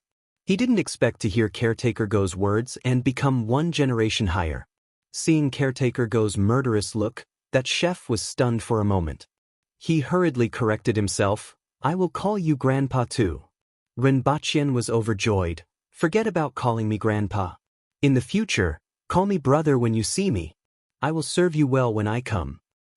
If you can't take it out, I will break your legs." Caretaker Go turned around and looked straight at Rinpoche with a murderous look. Caretaker Go was tall and sturdy. Coupled with his murderous look, he looked really scary. In order to increase his persuasiveness, Caretaker Go looked left and right. Then he saw a chopping board that was 10 centimeters thick. He slapped it and it immediately broke into pieces. Looking at this scene, Rinpoche felt a toothache. In this Dayo nation, even a chef was so awesome? Fortunately, Rinpoche had the confidence to bully the aboriginals of a different world. "It's settled then. I will definitely take it out for you in 4 days. If you try to sneak away, I will definitely hang you on top of the city wall. You won't have that chance." Rinpoche smiled and didn't argue with them anymore. After all, he knew that he was bullying them. He couldn't go overboard. He still had a bit of a conscience. After making a bet, Rinpoche suddenly thought of something to make. "Get someone to fetch a block of ice from the Beast Park," Rinpoche said to Caretaker Go. Caretaker Go looked at him and said to the person beside him, "Go." Then Rinpoche asked, "Do you have fruits?" Caretaker Go's face darkened. He asked another person to bring Rinpoche to pick some fruits to see what he could make. Rinpoche cut a small piece of each fruit and tasted it. The fruits in this world tasted pretty good. In particular, there was a type of fruit that tasted like coconuts. It was about half the size of a coconut, and it wasn't as juicy. However, it tasted sweeter and tastier, and its flesh was smooth and tender. It was very good. Another one tasted like cherries, but about the same size as strawberries. There were also a few other dishes that tasted pretty good. "What kind of fruit does Your Majesty like to eat?" Rinpoche asked. With a calm face, Caretaker Go pointed at a few of them. Among them, there was a fruit that tasted like coconuts. "Do you guys know how to make juice?" Rinpoche asked. Upon hearing this, Caretaker Go's face darkened even further. "Do you know how to make juice?" Was he scolding someone? Rinpoche knew the answer just by looking at his expression. Without waiting for him to speak, Rinpoche changed the topic and said, "Squeeze the juice out of this one and cut these into small pieces." In any case, Caretaker Go's expression had not been good since Rinpoche came in. With a sullen expression, he said, "Go do it." Someone immediately took the fruit to wash and cut it. After the ice was brought over, Rinpoche found a kitchen knife and used it to scrape out layers of ice crystals before placing them into a bowl. Then he sprinkled the diced fruit on top of the ice crystals and poured the juice over it. After that, he cracked some ice crystals and placed them in a basin. Then he placed the bowl in the basin and covered it with a lid. "It's done, send it over." Rinpoche clapped his hands and said, "Just this." All the chefs in the imperial kitchen who were waiting to see what he was going to make were stunned. After working for half a day, this was it? So simple? Do you even need to do this? Her Majesty's appetite isn't good due to the hot weather. Eating this is the best way to relieve the heat and quench her thirst. After that, she will be able to eat anything else, Rinpoche explained seriously. She asked you to make this? Even a child can make this, right? Someone blurted out. The problem is, do you guys have ice? Even if you have ice, can you think of it? Rinpoche said calmly. Someone wanted to refute, but after thinking about it carefully, it was really hard to say. If they had ice, they would most likely freeze the fruit instead of doing what he did. Moreover, they had never seen ice before. He heard that it was caused by the beast park in the past 2 days. He wondered if it had anything to do with the kid in front of him. You spent so much time looking for materials to make this thing? You don't have all the materials, so this is the only thing I can do, Rinpoche retorted confidently. Caretaker Go was so angry that he almost laughed. Send it to His Majesty. If His Majesty is dissatisfied, he will be the one to be punished. It has nothing to do with us.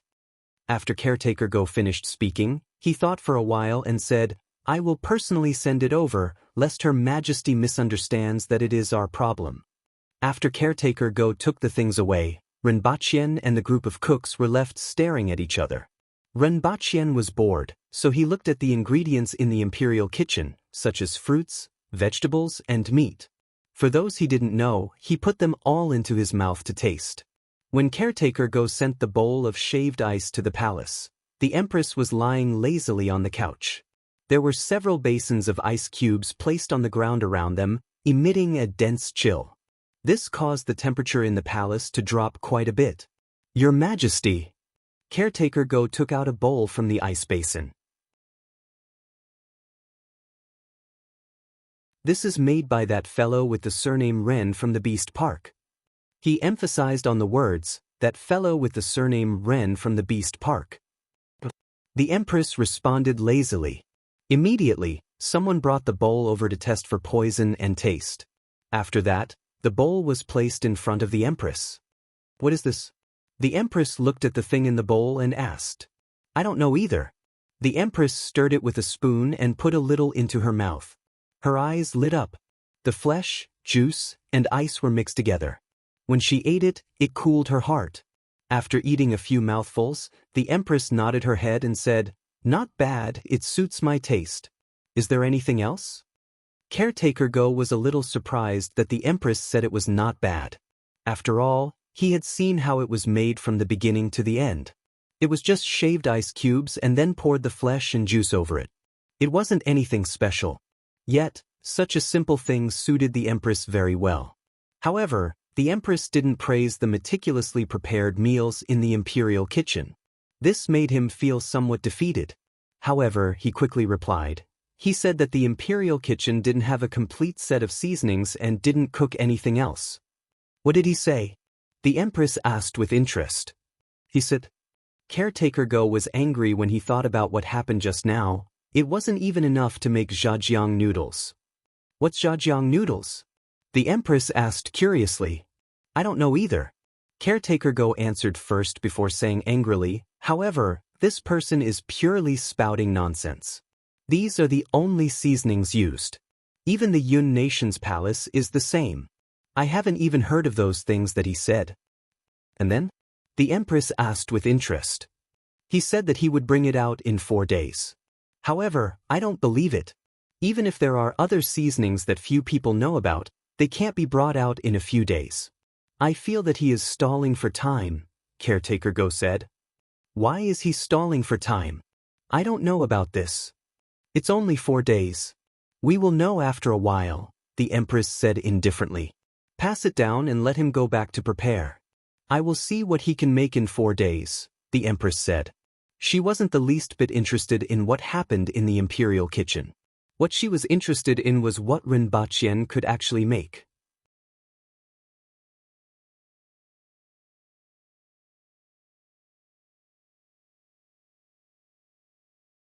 Chapter 22. Renbachien waited in the imperial kitchen for a period of time before he was brought back to the beast park. Go back and prepare. Come back in 4 days. Renbachien originally wanted to bring some cooked food, but after thinking that the people in the imperial kitchen did not like him, he decided not to look for trouble. It was better for him to go back and learn how to cook for 2 days. Otherwise, it would be embarrassing for him if he did not do well. Although 2 days was not enough to turn a newbie into a chef, he already knew how to cook some basic dishes. If he specially learned a few dishes, he should be able to improve in 2 days. Coupled with the various spices on earth, it should be able to satisfy the empress, who lived in the palace but only ate those simple spices, right? Even if she was not satisfied, it would be fine as long as it was not unpalatable. When he returned to the beast park, the odd job workers were already lying under the table. After all, they did not drink much and their alcohol tolerance was not good. Only Caretaker Sure was still drinking alone at the caretaker's table. They can't take it anymore and went back to rest. How was it? Why did Her Majesty summon you? Caretaker Sure was much more clear-headed after waiting for so long. The weather has been hot recently and Her Majesty has no appetite. I went to make shaved ice. Renbachien laughed. He was very grateful that Caretaker Sure was waiting for him here. He could tell that Caretaker Sure was really concerned about him. What is shaved ice? Caretaker Sure asked curiously. It's ice and fruit juice, Renbachien said. He suddenly thought of an idea. If he opened 2 shaved ice shops in such a hot place, it would definitely be popular. However, he was in the dark about this world and did not understand anything. If he were to do it himself, there would definitely be a lot of trouble. Furthermore, he had too many things on hand. Things like shaved ice shops were not important to him at all. It would be better to cooperate with others and save a lot of trouble. And Caretaker Sure was a very good candidate to cooperate with. He was very straightforward and had a good relationship with Renbachien. Cooperating with him would deepen their relationship. Thinking of this, Renbachien said to Caretaker Sure, Caretaker Sure, wait here for me. I will go and get something good. Caretaker Sure heard this and immediately laughed. All right, let me see what good stuff Caretaker Ren has. Renbachien ran to the ice house to break a piece of ice, packed it in some plastic bags, and brought it to the kitchen to make shaved ice. Not long after, he brought it back. Try it. Renbachien pushed a bowl over to Caretaker Sure. Isn't this frozen? Caretaker Sure laughed. He had never seen ice in his entire life, but he had become familiar with it over the past few days. Now, he would place a spray of ice beside his bed before he slept. Only then could he sleep comfortably.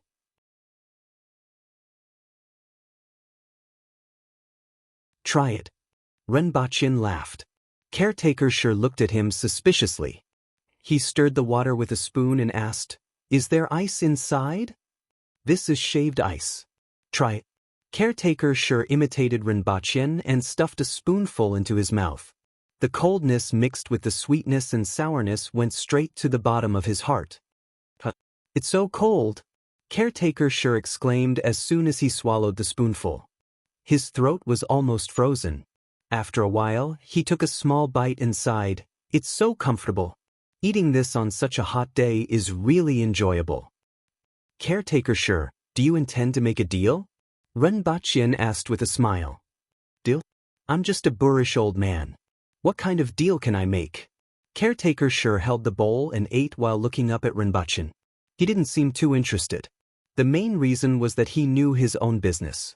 Caretaker Sure did not have much money and knew nothing about anything. He could only rely on his salary to survive. I want this. Renbachien pointed at the bowl. This? Shaved ice? You want to sell this to me? Caretaker Sure was surprised. Yes, Caretaker Sure, are you interested? Renbachien laughed. Yes, but you can make this yourself. Why are you looking for me? I don't know how to do it. Caretaker Sure placed the bowl down and scratched his head. I'm unfamiliar with this place. It's too troublesome to do this myself. Why don't I partner up with you to earn this money? In the future, if you have any good things, just think of me. If this thing isn't expensive, there will definitely be many people buying it. Are you really willing to sell it? It's okay. Doing business is a win-win situation. If there's money, we'll earn it together. Rinpoche directly used Qin Qing's father's words. After he finished speaking, he felt that these words made a lot of sense. There were so many things on earth that could be brought over. Even if he worked himself to death, how much could he make? He might as well do it with others. Others would show up to handle various matters while he counted the money in the back. There were many benefits to doing this. Firstly, he did not need to show up all day to handle all sorts of complicated matters. Furthermore, he could earn a large sum of money. Secondly, he could tie a large number of business partners to himself. And it would be best if the Empress and the various big shots in the imperial court were involved. This way, he would be much safer in the future. No one would easily find trouble with him. Even if someone found trouble with him, there was still a group of big shots behind him. As for himself, he could do whatever he wanted and go wherever he wanted to go. This was what it meant to enjoy life. After hearing Rinpoche's words, Caretaker Shi immediately gave him a thumbs up. Brother Ren is a straightforward person.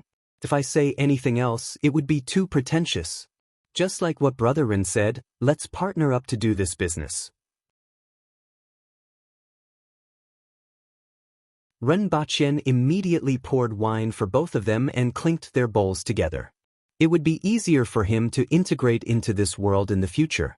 After drinking, Rinpoche asked again, Brother Shi, what are you going to do? What should I do? Caretaker Shi looked at Rinpoche blankly. Find a shop and let my wife sell it. Brother, you supply the ice and my wife sells it. We'll split the profits in half. Rinpoche slapped his forehead. He had already guessed that this would happen. He couldn't help but ask, Brother Shi, how much can you sell in a day? It should be possible to sell a few hundred bowls, right? There are so many people in this city. Caretaker Shi started to count with his fingers. He did not realize that there was something wrong with his way of thinking. This is such a big city.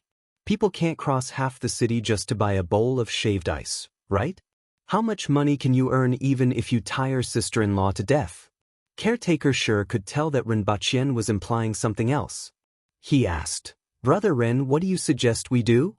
First, how long can such hot weather last in a year? At least half a year? Caretaker Shi replied after thinking for a while. That's good. Let's set up 10 shops and distribute them in different parts of the city. Anyone who wants to buy shaved ice can find a shop nearby. The sales volume of shaved ice will definitely not be low. No shop will be idle. We won't be earning 10 times more than a shop, but at least 5 times more, right? That's true. But can we supply the ice? Her Majesty's side is the most important. Making ice is easy. I'll teach you. We'll hire people and open 10 shops together. When the ice is done, we'll sell it to other cities. We'll split the profits in half. Hiss. Brother Ren, let's cut to the chase. If I have something to eat in the future, I'll definitely share it with you. Caretaker Shi immediately slammed the table. The two of them drank until midnight. When Rinpoche returned to his room, he stepped on something soft. He took a look at the oil lamp and saw that the two kids had pooped all over the floor.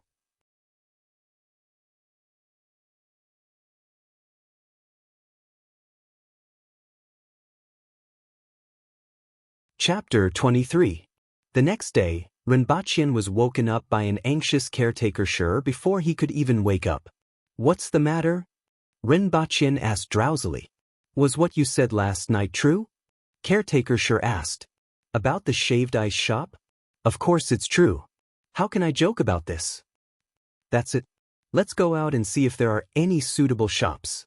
Caretaker Shi reached out and lifted Rinpoche up. Brother Shi, just look around. As long as the location is good and there is a lot of traffic, the place doesn't have to be too big, Rinpoche said helplessly. Didn't he look for Caretaker Shi to work with him because he didn't want to do anything? After Caretaker Shi left excitedly, Rinpoche fell back onto the bed. Late in the morning, Rinpoche was woken up by a squeaking sound. He initially thought it was the chirping of birds, but when he opened his eyes, he realized it was actually the two little chaps. This was the first time Rinpoche knew pandas made such sounds. They sounded like birds. Looking at the empty bamboo basket at the side and the two little chaps gnawing on it, Rinpoche knew they were hungry. However, when he was about to put on his shoes and get down, he suddenly saw a few disgusting footprints on the ground. 2 of them were stepped on by him when he came back last night, and a few were stepped on by caretaker Shi in the morning. Renbaqian gritted his teeth as he walked out of the house. He found an odd job worker and asked where the grass and meat were sent to the beast park last night. Indeed, there were 2 baskets of bamboo leaves there. Renbaqian carried one in each hand. It wasn't light, and it seemed to be stuffed to the brim. He went back and poured the bamboo leaves to one side. Then, he carefully cleaned up the floor full of excrement. He thought it was time to let the 2 little chaps out. After breakfast, he gave the 2 little chaps a bath since he had nothing to do. He spent a lot of effort and got himself drenched before he managed to wash them clean. In this world, people used a kind of plant fruit called bath beans to bathe. They were really beans. When bathing, they would be thrown into the water. After bathing, Renbaqian found a clean slate and placed the 2 little chaps on it. Not long after, they were completely dry. This time, he felt much more comfortable when he hugged the 2 little chaps again. The smell on his body had lessened significantly. Both of Gungun's front palms pressed against Renbaqian's face and pushed him back with all its might. He teased the 2 little fellows for a while before asking for some deer milk to feed the 2 panda cubs. Seeing the 2 panda cubs licking the food happily, he finally tasted the joy of raising pets. In the afternoon, he strolled around the beast park and looked at the familiar and strange animals. At night, caretaker Shi came back. He pulled Renbaqian aside and said, "I still can't make up my mind. You have to follow me to take a look tomorrow." Upon hearing this, Renbaqian could only nod his head. The next morning, he was dragged out of the beast park by caretaker Shi. It was better in the morning. It was not as hot as the day. This city was called Lan City. When Dayo was first founded, it was called Jilan. Later on, it was changed to Dayo. That was how the city got its name. The city was divided into 9 districts, which were the names of the first 9 strongholds: Beihong, Bead Curtain, Shuboping, Eagle Beak Cliff, Go Clan Village, Wadigu, White Stone, Shirhu Yul. The first 6 districts were mainly residential districts, while the last 3 were commercial districts. Among them, Shirhu mainly sold various weapons, farming tools, and ironware. Shirhu mainly sold leather. Yiwalu sold herbs and animal bones. This was where Renbaqian and caretaker Shi went to the beast park to buy food. Of course, there were many residences in these 3 districts. It was just that the shops were relatively concentrated. The place where the court officials lived was called Beihong District. In addition, the street from the main city gate to Beihong District was called Jinyuan Road. The best shops were actually on this street. Most of them were foreign merchants who sold all kinds of goods. There were also a few shops opened by locals. Caretaker Shi found 2 shops. One was located in Yiwalu, and the other was in Go Clan Village. Caretaker Shi's wife and children lived here. Renbaqian accompanied them to take a look. The locations were all right, but not particularly good. However, shaved ice was currently the only thing in the market. He wasn't afraid of competition, so he could accept the slightly inferior locations. The most important thing was that these 2 shops weren't expensive. The total cost of each shop and the courtyard behind it was only slightly more than 10 silvers a year. Of course, this was according to Renbaqian. Caretaker Shi's job was considered not bad. His monthly salary was only 6 taels. This shop alone cost caretaker Shi 2 to half a month's salary. The 2 shops added up would cost him almost half a year's salary. There was also the hiring of people, so the expenses were even higher. No wonder he insisted on bringing Renbaqian to take a look. After all, his salary was used to support his wife and children. After drinking a few mouthfuls of wine, he didn't have much left. This time, he listened to Renbaqian and was prepared to bet his son's wife's savings. One of the 2 shops was occupied, but it was ready to leave. Renbaqian followed caretaker Shi and walked around the shop. It was about 50 to 60 square meters. Other than the counter, there were also a few tables for pedestrians to sit down, eat shaved ice, and rest. The courtyard behind the shop was slightly bigger than the shop. There was a small room for people to stay in and store things. These two are fine, Rinpoche said to Caretaker Shi after he finished walking around. Alright, this time I will bet everything I have. After hearing Rinpoche's words, Caretaker Shi immediately made his decision. After that, the two of them walked around the streets and even enjoyed a street fight. Rinpoche chose two more places. One of them was on Jinyuan Road. It had the highest flow of people. Of course, the rent was also expensive. It cost close to 100 taels of silver a year. This is too expensive. If we sell shaved ice, we will almost lose money. Caretaker Shi saw that Rinpoche was interested in the shop on Jinyuan Road, which was more than 100 square meters. If we only sell shaved ice, we will lose money. How about selling ice? Rinpoche suddenly thought of an idea. Selling ice? Will it work? Also, anyone can make shaved ice at a glance. It's just that they don't have ice. If we have ice, what will happen to our shaved ice shop? If we buy ice to make shaved ice, including the melted ice, we won't make any money. Who will do it then? Also, after the shaved ice is used up, we still have to heat it up. If we buy a piece of ice and install a fan at the side, it will simply be a simplified version of an air conditioner. Yes, let's do that. Rinpoche suddenly thought of an idea. They couldn't make an air conditioner now, but what about a simple fan? There was no need for an electric fan at all. All they had to do was install a bearing, a rubber ring, and a rope in the fan. Then they could pull the rope downwards, and the fan would rotate accordingly. It looked similar to the yo-yos that could be seen all over the streets. However, this was much more energy efficient than using a fan. Furthermore, it was much cooler. Most importantly, this was something new. Many rich people would be interested in it. If they placed a basin of ice in front, it would definitely be a pleasure in such a hot place. Even if they didn't put ice in, they could still put a basin of water from a well. Haha, let me show you the technology from Earth. The more Rinpoche thought about it, the more he felt that this idea was feasible. He patted Caretaker Shi and said, "This is it. I still have some money with me. Let's rent these 3 shops first. I will make something for you to see when we get back." Upon hearing that Rinpoche wanted to invest money, Caretaker Shi repeatedly rejected him. "Brother Ren, making ice is your idea. I can't let you invest money again. If you are confident, I will rent this shop even if I have to sell everything I have."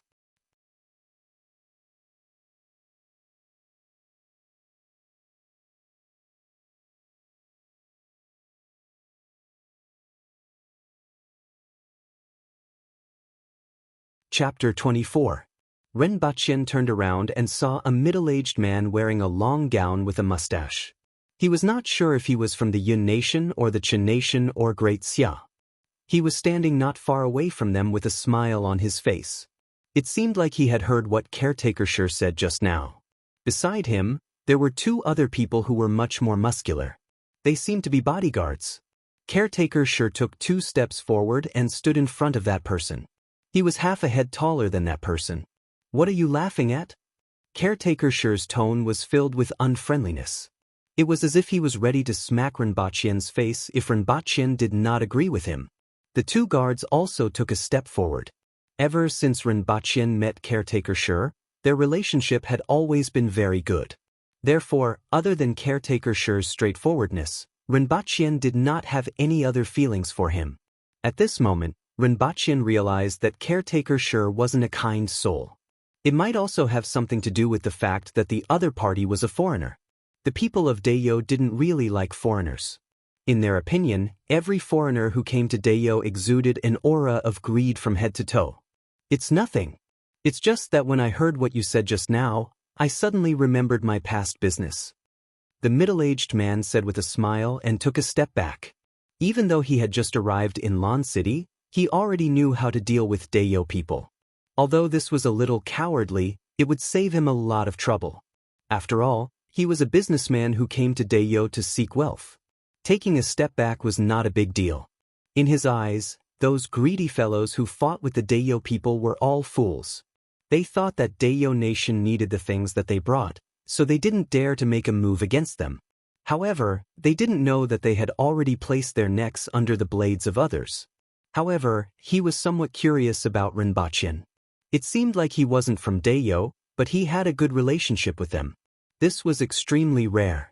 After listening to his words, caretaker sure snorted heavily. Renbachyan stood there and looked at the shop and the crowd for a while.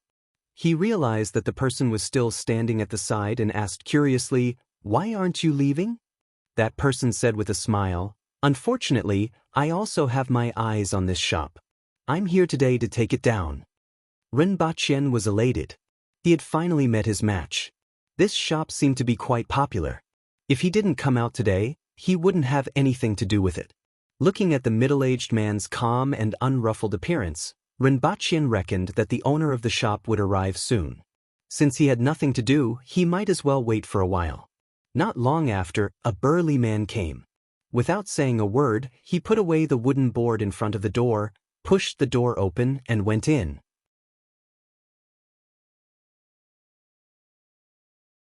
The middle-aged man with the mustache smiled at Renbachyan and Gu Shijio before leading his men in. Renbachyan dragged caretaker Shur into the shop to take a look at the situation inside. The shop was about 100 square meters in size and the floor was paved with stone slabs. Behind the shop, there was a bigger yard with 2 rooms. As Renbachyan walked in and out of the shop, the burly man who opened the door was leaning against a pillar in a daze. "All right, no problem. Are you selling this shop?" The middle-aged man walked to the big man's side and asked with a smile. "Not for sale." The burly man stared at the ceiling and said, "That's good, but you have to sign a 3-year agreement. After that, you have to rent it to me first." "What kind of agreement is there to sign? We, the people of Dayo, never go back on our words." The burly man didn't seem to care about his words at all. "It's always reassuring to have an agreement. After all, we set up this shop with the hope of stability. Are you afraid that we will go back on our words?" The burly man stared at him fiercely and spat on the ground. "Pay up if you want to rent it. Otherwise, get lost." The middle-aged man smiled bitterly. The bad temper of the people of Dayo was really a headache. "How much is the rent for this shop?"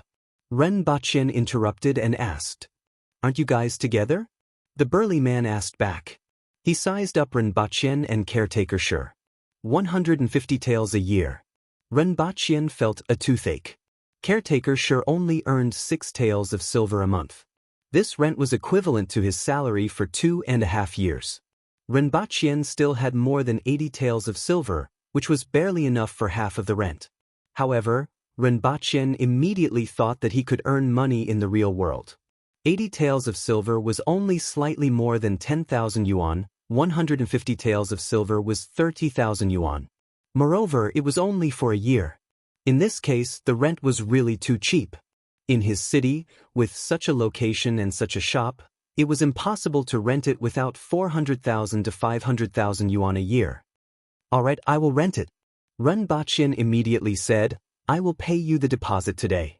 I will send you the money 3 days later." If he took over this shop, not only could he sell ice, shaved ice, and clay fans, he could also sell the things he made in the future. This street was the best location. If he took over this shop, he would definitely be able to use it.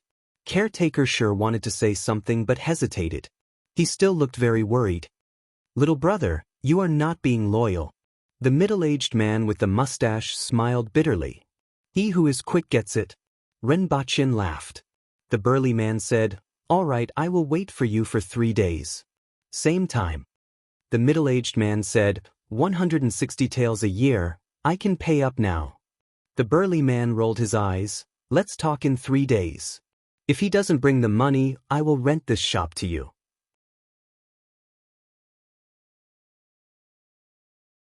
After finishing his sentence, he ignored the middle-aged man. It was unknown whether it was because Renbachyan first said he wanted to rent the shop or because the words of the middle-aged man had infuriated him. Renbachyan and caretaker Shur searched all over their bodies and collected 20 taels of silver. They passed it to the burly man and said, "I came out for a walk today, but I didn't bring enough money.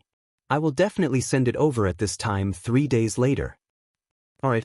When the time comes, write a note and I will press my fingerprint on it," the burly man said. The few of them stood outside. The middle-aged man still felt that it was a pity. This location was really good. If he wanted to open a shop in Lan City, this was the best location. Renbachian turned around and cupped his hands at the middle-aged man, bidding him farewell politely. Renbachian didn't have a bad impression of the middle-aged man. After all, every day he saw this burly man with arms that could race horses. Seeing this burly man who looked similar to him and wasn't annoying, Renbachian had a better impression of him. The middle-aged man with the mustache couldn't help but say to Renbachian, "Little brother, I don't know if I should say this. With 100 taels of silver, don't do a business that costs 70 taels of silver. If something goes wrong, you won't even have the chance to make a comeback. Furthermore, there are other problems such as cash flow. If you go back and think that the risk is too high, I am willing to pay you 30 taels of silver. You can still earn 10 taels of silver." Renbachian laughed. "You don't have to worry about this." After finishing his sentence, he pulled caretaker Sure away. "Boss, what should we do? Let's see if there are any other suitable shops. We will come back 3 days later," the middle-aged man said to the guard as he watched Renbachian's back disappear into the crowd. Now that they had bought the shop, the two of them didn't have the mood to continue shopping. On the way back, caretaker Sure was still a little worried. "Can we earn 150 taels of silver a year? It's too risky." "It's okay, I am renting this shop. When the time comes, I still need to sell some other things in this shop," Renbachian replied nonchalantly. With rations in hand, he didn't panic. Now, not only did he have rations, but he also had a lot of things that could be sold for money. Naturally, he wasn't worried at all. After returning home, he remembered that he wanted to go to the Chin medicine shop. As he was busy looking after the shop, he forgot about it. You're tuning in to the Passion Pages YouTube channel. We're so grateful for your support, and don't forget to subscribe to join us on this incredible journey through captivating stories.